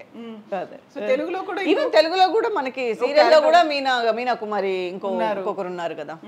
ఇంతమంది మీనాలు ఉన్నప్పుడు ఎవరు పేరు వాళ్ళకి కన్ఫ్యూజ్ అవుతుంది మేనేజర్స్ కి. నాకు ఇప్పుడు ఆ మీనాకు చేయబోయి కూడా నాకు చేస్తుంటారు, మరి నాకు చేయబోయే కలిసి వాళ్ళకి ఏమైనా వెళ్తాయో లేదో నాకు తెలియదు, కానీ అందరు మీనా కలిసి నాకు వస్తున్నాయి. ఓకే. సో యూజువల్ గా ఇదేదో ఒకసారి అన్నమయ్య సినిమాకు ఏదో అనుకుంటాను, కస్తూరి గారిని పెట్టాలి అనుకున్నప్పుడు రాఘవేంద్రరావు గారు ఒకరికి కాల్ చేయమంటే ఇంకెవరికో కాల్ చేశారు, వాళ్ళు వచ్చిన తర్వాత అరే నేను తనకు కాదు కదా వేరే వాళ్ళని అనుకున్నాను కదా అనుకుని వచ్చిన తర్వాత సర్లే కంటిన్యూ చేద్దామని చేసేసారనేది, అలాంటి ఇన్సిడెంట్స్ అలా రాలేదు. ఎందుకంటే నేనే ముందే క్లారిటీ ఇచ్చేస్తాను. వాళ్ళు చెప్పినప్పుడు నాకు కొంచెం మనకు పనిచేస్తుంది కదా, ఎక్కడో కొడుతుంది కదా తేడా.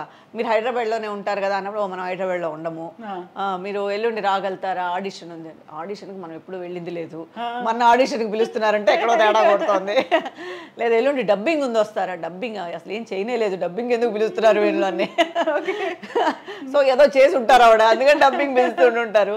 లేదండి మీరు కరెక్ట్గా నెంబర్ చూసుకోండి అని, ఓ సారీ మేడం పర్వాలేదులేండి. అందుకని ప్రొఫైల్ ఫోటో పెట్టేసా, గత కొన్ని నెలలుగానే పెట్టా ప్రొఫైల్ ఫోటో, సార్ చూసుకొని ఇలా చేస్తారు అని. ఈ ముగ్గురు మీనాలు ఎప్పుడైనా కలుసుకున్నారా మీరు? ఎప్పుడైనా షోస్ లో కలుసుకోవడమే, మీనా అన్నప్పుడు చాలా తక్కువ. సో ఫన్నీ మూమెంట్స్ ఉంటాయి. అదే అనుకుంటాను. మీనా గారి రోల్స్ మనకు వచ్చేసినా కూడా పర్వాలేదు అనుకోవచ్చు, కానీ వాళ్ళు తప్పుగా అనుకోని పాపం మిస్గైడ్ అవ్వకూడదు కదా. ట్రూ. సో 2-3 స్టోరీలు, సినిమా స్టోరీల వరకు చెప్పేశారు నాకు. స్టోరీ చెప్పరే, ఫస్ట్ ఆఫ్ ఆల్ డేట్ ఉందా అని అడుగుతారు. సో స్టోరీకి వెళ్ళారు అంటేనే ఫస్ట్ మనం ఆలోచించాల్సిన విషయం. సో తర్వాత నేనే అన్న పిక్ పంపిస్తాను, మళ్ళీ ఆయన ఓయో సో సారీ మ్యామ్ పర్వాలేదులేండి నాకు తెలుసు నాకు తెలుసు మీరు నా కోసం కాల్ చేయలేదు, మిమ్మల్ని అప్రోచ్ అయ్యేవాళ్ళు డైరెక్ట్గా అప్రోచ్ అవుతారా? అంటే ఇంతకుముందు మా వాళ్ళని అప్రోచ్ అయ్యేవారు, ఇప్పుడు నన్నే అప్రోచ్ అవుతాం. ఇంతకుముందు అయితే నా దగ్గర ఉండేది కాదు ఫోన్. ఓకే. వాళ్ళే మాట్లాడేవారు, స్టోరీ విన్నప్పుడు మాత్రం నాకు ఇచ్చేవారు, క్యారెక్టరైజేషన్ గురించి, కాస్ట్యూమ్స్ గురించి, దాని గురించి. ఇప్పుడు ఇంకా అన్నీ నేనే. ఇప్పుడు కూడా నమ్మకపోతే ఎలాగా, ఇన్నేళ్ళ తర్వాత 25 years కంప్లీట్ అయిపోయాయి, వదలకపోతే ఎలాగా. సో ఆల్మోస్ట్ ఇప్పుడు అన్నీ నేనే చూసు. ఇంతకుముందు కూడా నాతో కూడా ఎవరో ఒకళ్ళు వచ్చేవారు. ఇప్పుడు నేను మలయాళం మానేసిన కారణం కూడా నాతో కూడా వచ్చేదానికి ఎవరు లేరని. లేకపోతే ఇప్పుడు కూడా నాకు మలయాళం ఆఫర్స్ ఉన్నాయి, రమ్మంటున్నారు. కానీ అంత దూరం వెళ్ళి ఇక్కడే ఉన్నప్పుడు, అప్పుడైతే కథలు బాగుండేది, హీరోయిన్ అన్నప్పుడు మనకి ఆ ఇంపాక్ట్, ఆ ఎనర్జీ లెవెల్స్ వేరేగా ఉండేవి అప్పుడు. ఇప్పుడు మనకి మదర్ అన్నప్పుడు అన్నిట్లోనూ మదర్ ఒకటిగానే ఉంటుంది, మదర్గా పెద్ద మీరు వ్యత్యాసం ఏం చూపించలేరు. హీరోయిన్గా అయితే డిఫరెంట్ మొగుళ్ళు వస్తారు, డిఫరెంట్ ఫ్యామిలీ ఉంటుంది, మీకు కొంచెం వేరియేషన్స్ ఉంటుంది క్యారెక్టరైజేషన్ చేయడానికి. మదర్గా ఏముంటుంది చెప్పండి. అవును. సో మ్యాక్సిమం పిల్లల్ని సపోర్ట్ చేయడమే, అవును, లేదా సఫర్ అవ్వడం. పిల్లలతో ఒకటి సఫర్ అవ్వడం, లేదా పిల్లలకి సపోర్ట్ చేయడం, ఈ రెండే మదర్ రోల్స్. హీరోయిన్గా అలా కాదు, తను కష్టపడిన విధానం, తను పైకి వచ్చిన విధానం, తను ఎవరికి ఏ ఇంట్లోకి వెళ్తుందని తనకి వేరే సో మెనీ సిచ్యువేషన్స్ ఏర్పడతాయి. True true.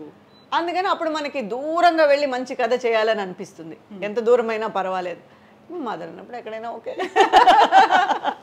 సరే ఓకే, ఇక్కడే మనకి ఫుల్ ఆఫర్స్ ఉన్నప్పుడు అంత దూరం. పైగా ఏంటంటే మలయాళం వెళ్ళి అక్కడ మనకి ఫుడ్ చాలా కష్టం.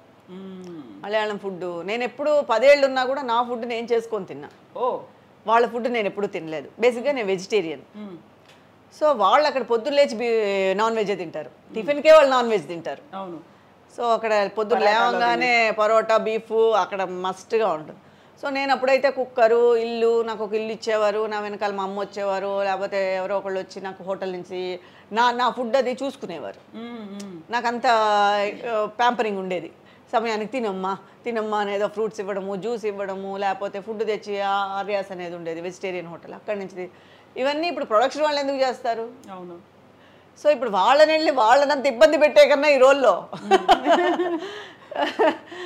బెస్ట్ మనం ఇక్కడ చేసుకోవడమే బెటర్. ఎగ్ కూడా తినరా? ఎగ్ ఒకసారి ట్రై చేశాను కానీ నాకు పెద్ద ఇంట్రెస్ట్ అనిపించలేదు. నచ్చలేదా? అంటే ఇంట్రెస్ట్గా తిందాము అనే ఆ ఫీల్ కలగలేదు. సో యూజువల్గా మీ డే షెడ్యూల్ ఎలా ఉంటుంది? ఏం తింటారు? సీరియల్ సంబంధించినవంతా డే షెడ్యూల్ అడగండి, వాళ్ళ కోసమే పుట్టాం మేము. డే షెడ్యూల్ ఎవరిని అడిగినా కూడా ఒకటే చెప్తారు, పొద్దున్నే లేదు అమ్మో టైం అయిపోయిందా, గట్టిగా కూర్చొని కాఫీ తాగి 10 నిమిషాలు మాట్లాడడానికి కూడా టైం ఉండదు ఇంట్లో వాళ్ళతో. పొద్దున్న లేవగానే ఇంకా అసలు మా ఫుడ్ మేము చేసుకొని వెళ్తున్నప్పుడు అయితే ఇంకా మరీ కుకింగ్ మేమే చేసుకొని ఏదో ఒక ఫుడ్, ఎందుకంటే డైలీ ప్రొడక్షన్ ఫుడ్ ఎలా తినగలుగుతారు? తినలేరు. బాడీ ఇప్పుడు మనకి మెటబాలిజంగా బాడీ మారిపోయినా కూడా ఫుడ్ వల్ల మారిపోతుంది అని దాని మీద వేసేస్తాం.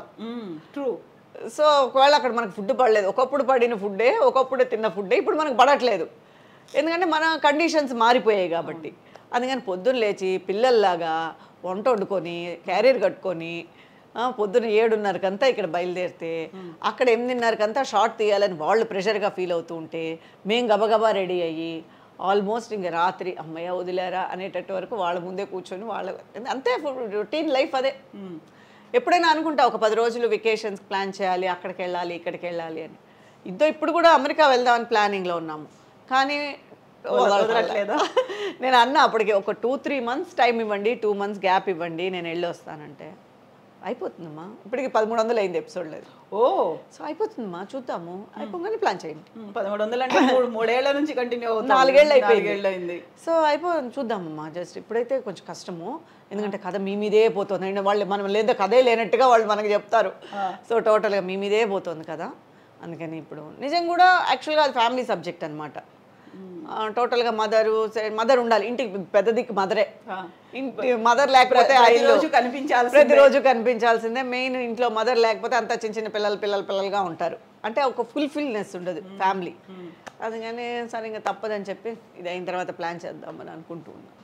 సో ఎక్సర్సైజెస్, వాకింగ్లో, జిమ్. వాకింగ్ ఏటికి ఎదురు చేసినట్టుగా చేస్తూ ఉంటాం, నెలకు చెయ్యాలి అని. చెయ్యాలి అనుకునే లోపు కొన్ని రోజులు మిస్ అయిపోతుంది, కానీ స్ట్రిక్ట్గా చేసేవాళ్ళు కూడా ఉన్నారండి. నేను అందులో సోంబేరి, మనం కొంచెం అంత సిన్సియర్ కాదు, కానీ సిన్సియర్గా చేసేవాళ్ళు కూడా ఉన్నారు. కొంతమంది ఆర్టిస్టులు 4 లేచిపోయి కష్టపడి, మరి అంత కష్టం చేయలేను నేను. డే అంతా అక్కడే గడిచిపోవాలి, పడుకోవాలి. అమ్మో మనకు నిద్ర ముఖ్యం అని చెప్పి 6ంటికి 5:30కి కానీ 5ంటికి కానీ తక్కువగా లేవం. లేచిన వెంటనే మనకి అయ్యో క్యారియర్ ఫుడ్ లేకపోతే కష్టం, అక్కడ ఫుడ్ చేసుకోవాలి ముందని ఫుడ్, అలా అలా అలా అలా అలా ఎక్కడ ఎస్కేప్ అయిపోతాం, ఎక్సర్సైజ్ దగ్గర ఎస్కేప్ అయిపోతాం. అంతే, అదొకటి మైనస్. మనమే చెప్పుకుంటాం అయ్యో అందుకని చేయలేదు, లేకపోతే నువ్వు చాలా సిన్సియర్ చేసేసి ఉంటావు. అవును, వచ్చేసరికి లేట్ నైట్ అయిపోతుంది, చాలా అస్సలు కాళ్ళు నొప్పులు. ఈ మధ్య అయితే అసలు కాళ్ళు నొప్పులు ఎక్కువ అయిపోతున్నాయి అని చెప్పేసి పడుకోవడం. నెలకి ఎక్స్క్యూజెస్ ఎక్కువైపోయి చాలా మినిమల్ అయిపోతుంది. అలా ఉండకూడదు, నెక్స్ట్ నుంచి అయినా ట్రై చేస్తాను అలా ఉండకుండా ఉండడానికి. ప్రస్తుతానికైతే అలా ఎస్కేప్ అయిపోతున్నాం.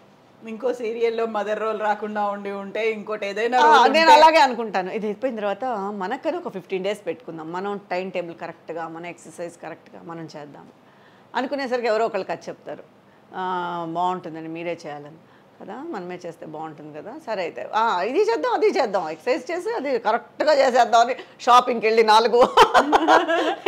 4 టీ-షర్ట్లు, 4 పైజామాలు, షూస్ అన్నీ కొని పెట్టుకోవడంతో కరెక్ట్గా ఉంటుంది. ఆ తర్వాత రేపటి నుంచి ఇంకా రేపు రావట్లేదు. న్యూ ఇయర్ రిజల్యూషన్స్ పెట్టుకున్నట్టు అన్నీ అలా ఉందనమాట. అన్నీ అలా చూస్తూ ఉంటాయి నన్ను అల్మార్లోంచి అన్నీ, ఎప్పుడు వస్తావు ఎప్పుడు వెళ్తావు, ఇంకా నీకు నువ్వు చెప్పుకుంటున్నావా అని చెప్తారు అనేది. తిడతారు చాలామంది, ఏంటి నువ్వు అసలు మెయింటైన్ చేయట్లేదు, అందుకే చూడు నీకు మదర్ రోల్ వచ్చేసింది, నీ ఏజ్ వాళ్ళు ఇంకా నువ్వు హీరోయిన్గానే చేస్తున్నారు, నువ్వు అసలు మెయింటైన్ చేయవు అది ఇది అని. మనకి ఎక్కడ ఏం రాసి ఉంటే అది వస్తుంది అని చెప్పేసి మనం కానీ మెయింటైన్ చేయాలి. యాజ్ ఏ ఆర్టిస్ట్గా అవన్నీ మెయింటైన్. ఇప్పుడు ఆర్టిస్ట్ కాకపోయినా కూడా మెయింటైన్ చేయాలి. నాలాగా ఎవరు ఉండకూడదు, బాగా చేసుకోవాలి అందరూ. ఇన్నేళ్లలో 25 ఏళ్లలో మీరు సంపాదించిన ఆస్తులు ఎక్కువ, మీ హస్బెండ్ ఆస్తులు ఎక్కువ అంటే ఏం చెప్తారు? ఆస్తి మీద పెద్ద కాన్సన్ట్రేట్ చేయలేదు. ఆస్తులు అనేది ఎక్కువ తక్కువ అనేది తెలియలేదు నాకే. ఆస్తి అనేది అంటే బాబు చదువుకున్నాడు కదా, డాక్టర్ చేశాం కదా, కొంచెం ఆస్తులు కరిగాయి. ఆబ్వియస్గా కరుగుతాయి డాక్టర్ అంటే. సో ఓకే, దేవుడు పెట్టింది కొంచెం ఉంది అక్కడ. వెనకేసుకోవాలి అనే ఆలోచన రాలేదు? అంటే వెనకేసుకున్నది తక్కువనే చెప్పాలి, ఖర్చు పెట్టింది ఎక్కువ. ఓకే, పెద్దగా వెనకేసేసుకొని పెద్దగా కోట్లు సంపాదించేసింది కాదు, కానీ okay, not bad, not dependent. Okay okay. So యూజువల్గా మీనా కుమారి గారు అనగానే నటి సౌందర్య, సహజ నటి, అలాగే అందంగా ఉంటారు, మీలాగే ఎక్స్పోజింగ్, మిగతా వాటన్నిటికీ నో నో నో నో అని చెప్పినటువంటి తనని రీప్లేస్ చేస్తారు అనేటువంటి ఒక ఫీల్ కూడా కనిపించింది కదా? అవునండి, నాకు సౌందర్య గారు అంటే ఎందుకంటే జయమన్నదేరాలో ఆవిడే హీరోయిన్. నాకు కాంబినేషన్ రాలేదు కానీ మేము సెట్లో కలిసాం, తర్వాత ఫంక్షన్లో కలిసాం. 175 days ఫంక్షన్ జరిగింది తిరుపతిలో, అప్పుడు కలిసాం. నాకు ఆవిడంటే చాలా ఇష్టం. అంటే ఎంత నిజంగా మనం అనుకున్నట్టు మన లైఫ్ కుదరడం అనేది ఎంత కష్టమైన విషయం అది ఈ ఫీల్డ్లో. అలా ఒక హీరోయిన్గా ఒక వెలుగు వెలిగారు అంటే నిజంగా ఆవిడ పోయినప్పుడు నాకు చాలా బాధ వేసింది. నేను అప్పుడు ఏవిఎం షూట్లో ఉన్నాను, అసలు నమ్మలేదు. లిటరల్గా ఏదో ఒక అక్కనో లేకపోతే ఎవరో క్లోజ్ ఇంట్లో వాళ్ళని కోల్పోయినట్టుగా కళ్ళలోంచి అలా ఆటోమేటిక్గా బాధ వచ్చేస్తూనే ఉండింది. ఇప్పుడు కూడా అసలు తలుచుకుంటే చాలా బాధ వేస్తుంది. ఎందుకంటే అలాంటి ఎవరికి రాకూడదండి ఆ పరిస్థితి, మాత్రం ఏ ఆర్టిస్ట్కి రాకూడదు. నిజంగా ఎంతో కష్టపడితే కానీ ఆ పొజిషన్ రాదు. ట్రూ కదా టోటల్గా. అలాంటప్పుడు ఆ పొజిషన్ని అంత తక్కువగా ఇది చేయడం అనేది చాలా కష్టమైన బాధాకరమైన విషయం. ఏ హీరోయిన్కి కానీ ఏ ఆర్టిస్ట్కి కానీ మామూలుగా ఎవరికి రాకూడదు, కానీ అంత కష్టపడి అంత ఉన్నత స్థాయికి వెళ్ళి ఆవిడలాగా అలాగే శ్రీదేవి గారి మరణం. సో ఈ రెండు డైజెస్ట్ అవ్వని విషయాలండి. సో టోటల్గా సౌందర్య గారిది అయితే మరీ దారుణం. ఆవిడ ఎంత పీక్లో ఉన్నారండి అప్పుడు, ఎంత అసలు కొంచెం కూడా చాలా బాధ వేసింది. అందులో అలా హెలికాప్టర్ క్రాష్ అయింది, అందులో నమ్మలేదండి అసలు. నిజం చెప్తున్నారా అబద్ధం చెప్తున్నారా అని చెప్పేసి తర్వాత నిజం అన్న తర్వాత అదే అనుకున్నా, ఒక ఆర్టిస్ట్గా అనుకున్నా. మనము ఒక ఆర్టిస్ట్ కదా, అప్పుడు ఎంత అప్పుడే పెళ్లి చేసుకొని సో ఒక లైఫ్ అనేది అప్పుడే స్టార్ట్ చేస్తున్నారు. ఎన్ని ఆశలు ఉంటాయి. అట్లా ఆవిడ చాలా నచ్చిన హీరోయిన్, ఆవిడ మరణం అనేది కూడా అసలు జీర్ణించుకోలేము. అందుకే ఈరోజు కూడా ఆవిడ స్క్రీన్ మీద వచ్చిందంటే బాధేస్తుంది. అయ్యో మంచి ఆర్టిస్ట్, అయ్యో ఎన్ని ఆశలతో ఉంటారో, అసలు అలా పోయినప్పుడు ఆవిడ ఫీలింగ్ ఎలా ఉంటుందో అని బాధేస్తుంది. ఆ ఏజ్లో పోవాల్సింది కాదు అసలు. చాలా అసలు ఎంతో లక్కీ, ఎంత అదృష్టం ఉంటుందో అంత దురదృష్టం కూడా అలా వెంటాడిందేమో అనిపిస్తుంది. ట్రూ కదా, ఎంత అదృష్టం వచ్చిందో అంత దురదృష్టమో ఆవిడ వెంటనే అలా సెకండ్ హాఫ్ అనేది అలా కొట్టేసింది. ఇంకా బాగుందాము, ఇంక అన్ని లైఫ్లో అన్నీ సెటిల్ అవుదాము అనేటప్పుడు అక్క చెల్లో అక్క తమ్ముడో అన్నా చెల్లో మరి తెలియదు, ఇద్దరు ఒకేసారే కదా, చాలా కష్టమైన విషయం. సో మిమ్మల్ని కూడా అలా సౌందర్యలాగా అనుకునేవాళ్ళు కదా? అవునండి, ఫస్ట్ సావిత్రి గారితో కూడా నన్ను కంపేర్ చేసేవారు. నాకు చాలా ఆనందం వేసేది. నటన ఉందో లేదో నాకు తెలియదు కానీ ఆ రోల్స్, ఫ్యామిలీ రోల్స్ నేను చేసేటప్పుడు కూడా చాలామంది నన్ను తమిళ్లో కూడా సావిత్రి గారితో కంపేర్ చేసి నీకు అలాంటి రోల్స్ వస్తాయి, నువ్వు అంత బాగా చేసావంటే అలా ఉంటావు, నువ్వు అలా కొంచెం ఫిజిక్ కూడా నీది అలాగే ఉంటుంది, బొద్దుగా ఉంటారు అలా అనేవారు. తర్వాత సౌందర్య గారు కూడా అలాంటి రోల్స్ చేసేటప్పుడు డెఫినెట్గా అవన్నీ ఒక ప్లస్ పాయింట్సే కదా మనకి, మంచి ఒక పాజిటివ్ వైబ్స్. సో టోటల్గా అవి చెప్పేటప్పుడు మనం ఏదో సక్సెస్ అయిపోయాము అన్న ఫీల్ కలిగిస్తూ ఉంటుంది లైఫ్కి. అండ్ మీనా కుమారి గారు ఎంత యాక్టింగ్ ఎలా చేస్తారో అంతే బాగా. ఒక్క నిమిషం, నాకు నిజంగానే ఆవిడ గురించి తలుచుకుంటే బాధ వస్తుంది. అవును అసలు టోటల్గా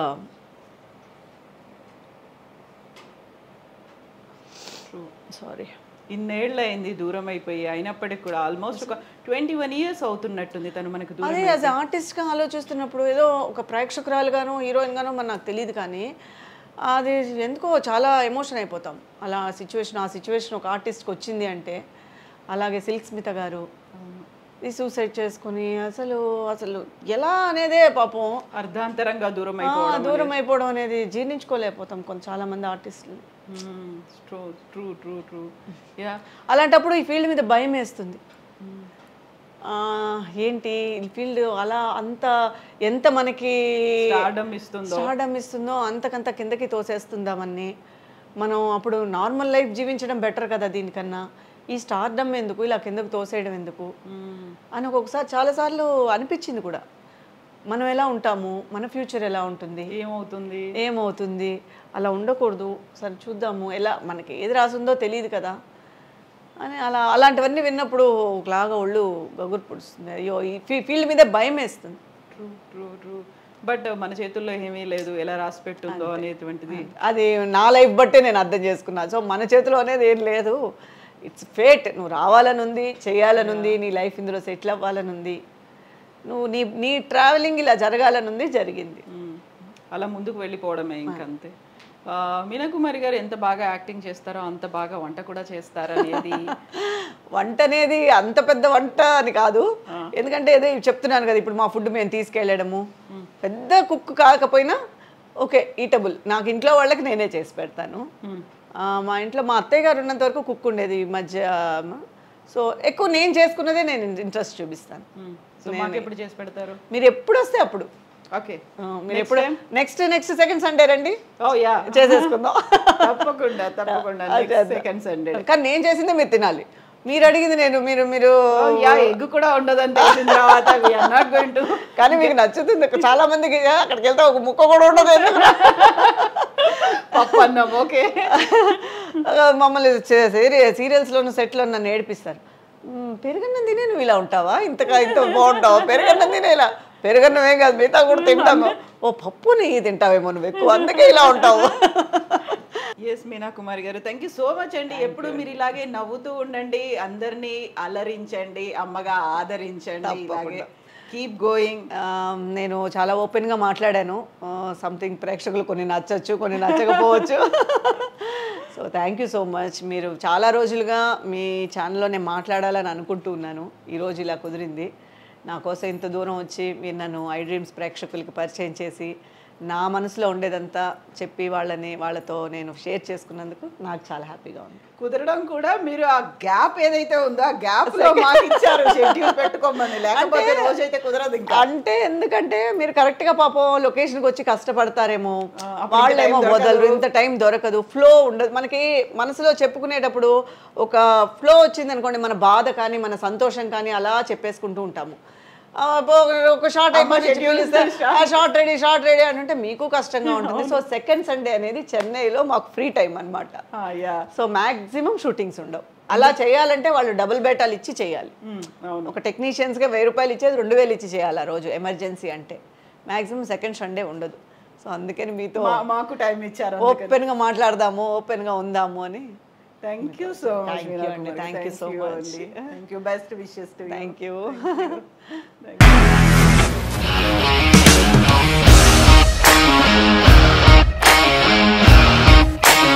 ఇండస్ట్రీలో కమిట్మెంట్ ఇష్యూస్ వస్తే నీకు కూడా వచ్చినట్టు? మార్నింగ్ తీసుకెళ్ళానంటే కొట్టి పడేసారు.